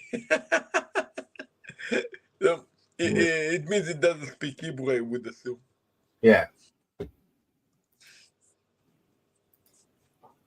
But what are you going to do? But today is Cinco de Mayo. I'll show my breakfast again. I mean, chilaquiles rojas. Good stuff. And Dingo Day says Bella Ross, good car salesman watch. I have a story with a Bella Rose that I'm so ashamed. You ashamed? Yeah, very ashamed of telling you this. It started in, I got in the hobby of collecting watches. Like I said, my knowledge in watches was usually Casio and Seiko, right. And, everybody knew Rolex. I knew Rolex since I was 12 years old when I saw my uncle getting one. I knew that watch. You go to Israel, there is a watch with a symbol of wings that come up to be Breitling, of course. Yeah. And then Omega, you see the advertisement, and Rolex, and of course Tag Heuer. So these, in general, the brands that I knew, but mainly Casio and a little bit Seiko. 2014, my father got me the watch that I bought my first Rolex. It was the Day-Date. Mm-hmm. And I go to Miami to visit the family in early 2015. Yeah. So all the family basically knocking my father out on that he actually gave me the Day-Date is 36 millimeter, is small, is not appealing for somebody like me. I should have so they didn't took away the watch, but they say, you know what, you should have a bigger watch. Okay. So my uncle go upstairs. Is a big watch collector. He actually was wearing an AP, and he have Patek. So he went down and he gave me his Bella Ross, a black Bella Ross. It seems that it was already vintage because the numbers was already red and no lume. So that Bella Ross had that small date, I remember, and he had a 12, 3, 6, and 9 in numbers, and everything was red. So a black dial and the whole watch was black with a black rubber. Now I went back to Japan, and I thought, I don't know, I didn't know if thought if the watch was fake or not, because even if it was fake, I don't know this brand at all. It's probably a piece of shit, Mm-hmm. And I dropped the watch somewhere home, and one day my mommy, my wife, she's cleaning the house, and she said, I never wear that watch. Like, could I put this shit in the garbage? I said, yeah, fuck it, throw away that shit. Right. Yeah. After that, a couple of months later, I realized that I threw away $4,000 of a watch. Oh. So, wow. You know what? We look at each other, but then I look at mommy, like I said, you know what? Hey, there's nobody to blame here, because the only person they're going to blame is my stupid uncle that he gave me a watch that he doesn't even explain to me the value of what the fuck it is. Well, when I don't know nothing about watches at the time, That's true. So here's the MBMF Mosier Pandemonium for the Only Watch. I'll be interested, like Brody, to see what this thing ends up doing. It's a really cool watch. I love that Streamliner bracelet. Brody just got that Streamliner. It's just It's just good. It's just good. It's a good watch. Beauty. Absolute beauty. Oh, is the one with the DJ with the bell that they're playing I think they say it's a piece unique. It's only one they did or something, right? Yeah. It's for the only watch auction, for the charity auction. So. Look, the way that they did it with the DJ, that he moved and he actually, this is amazing. I would assume somebody to try to imitate or to do something similar like that. Man, it look amazing. I don't think it's so much complex and expensive to do, but it look amazing. They are amazing. They are amazing. I think that's a pretty complex watch, but that's. I'm kidding. Yeah, do collab auction pieces attract an even higher prices than piece uniques from a single brand? I would think something like this would, because these are two brands that people are going to be interested in seeing together. And when you look at that piece, and you're just like, wow, that thing is stunning and amazing. Hard to beat. Well, the bear play with the mini repeater. Yeah. That watch could be nice for Bear Cloney. Yeah, it's a beauty. It's a beauty. All right, so we got like 2 more minutes. We're gonna close on down at 3 hours 45 minutes of streaming. Hey, I gotta do 3 hours. Fuck. Yeah, I got some yard work to do.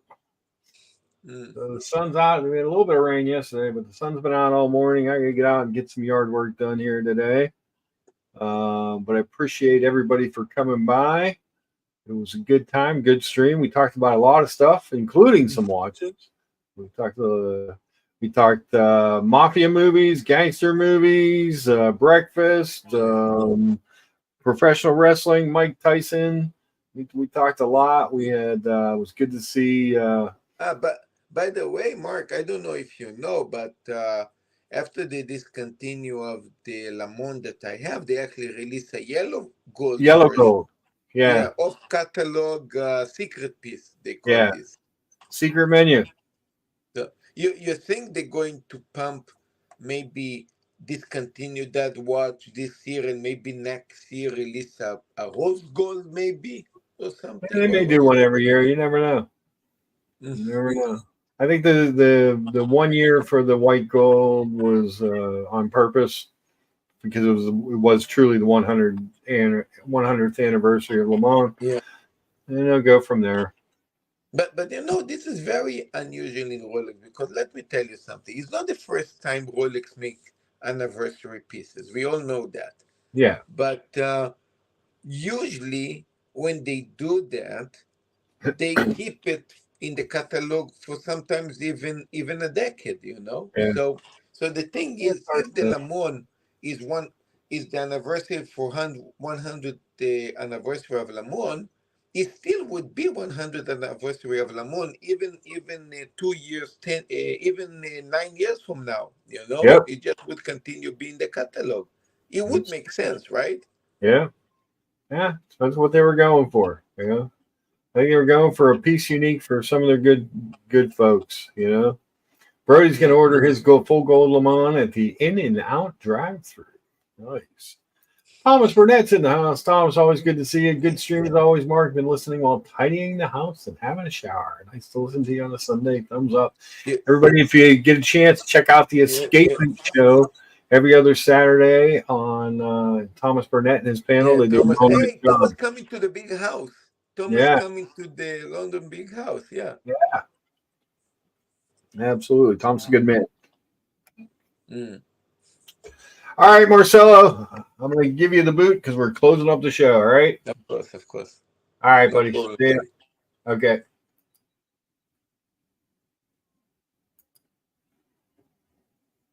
All right, guys. I appreciate everybody for coming on.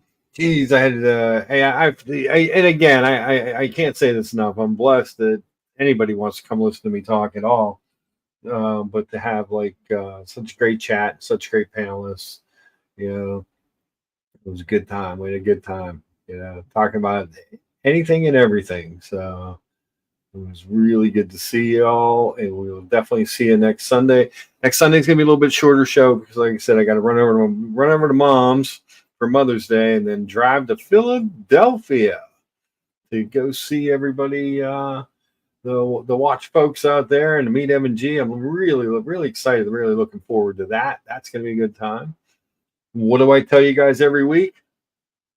Say something nice to someone. Do something nice for someone. Be the light that you would like to see shining from others. That's how we make change in the world.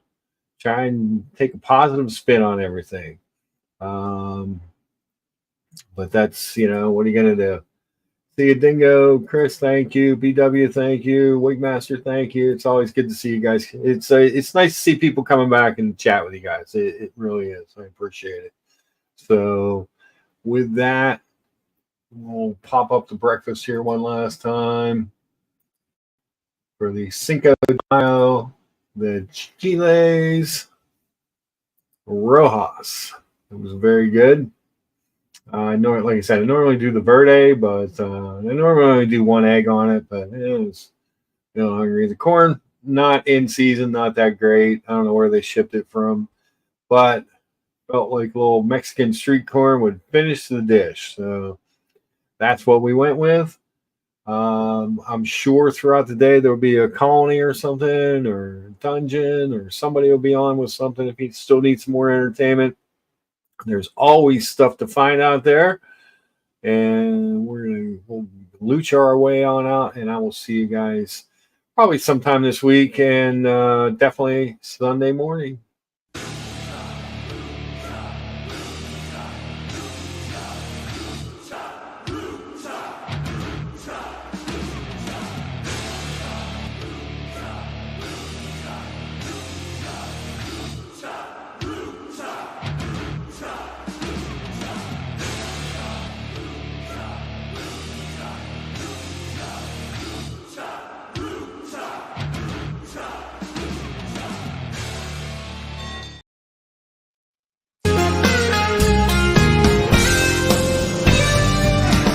Up this morning with a wine glass in my hand.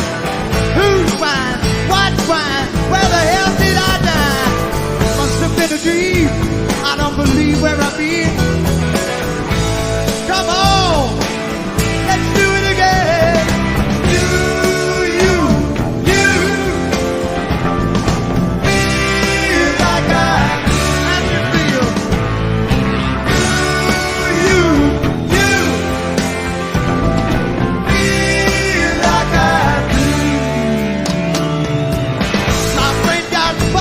Just the other day, they said, don't walk away. So they do a taxi, bent the boot, hit the bag, have to play some music, otherwise we swear.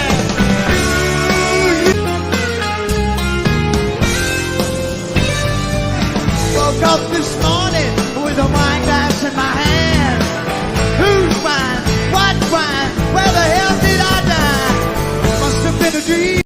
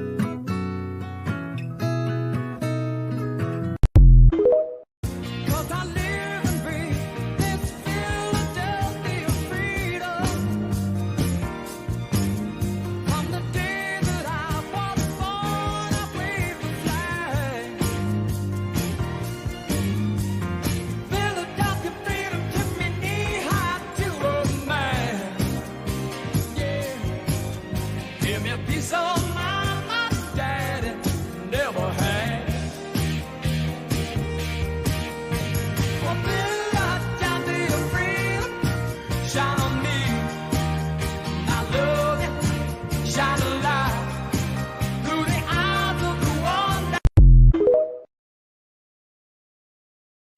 around. I'll show you some gross. Doctor,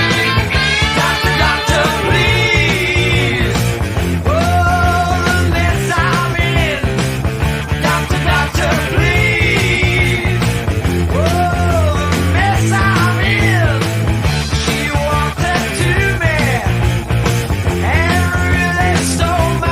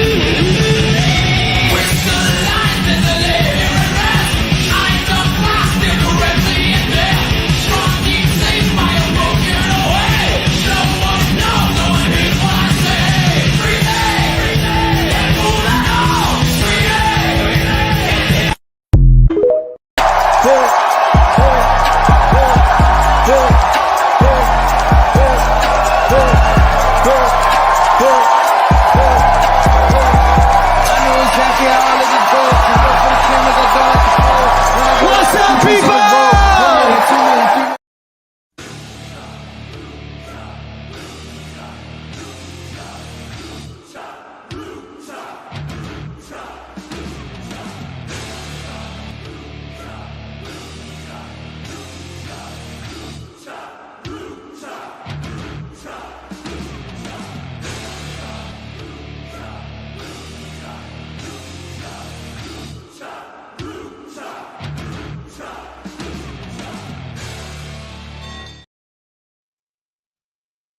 See you guys. Peace out.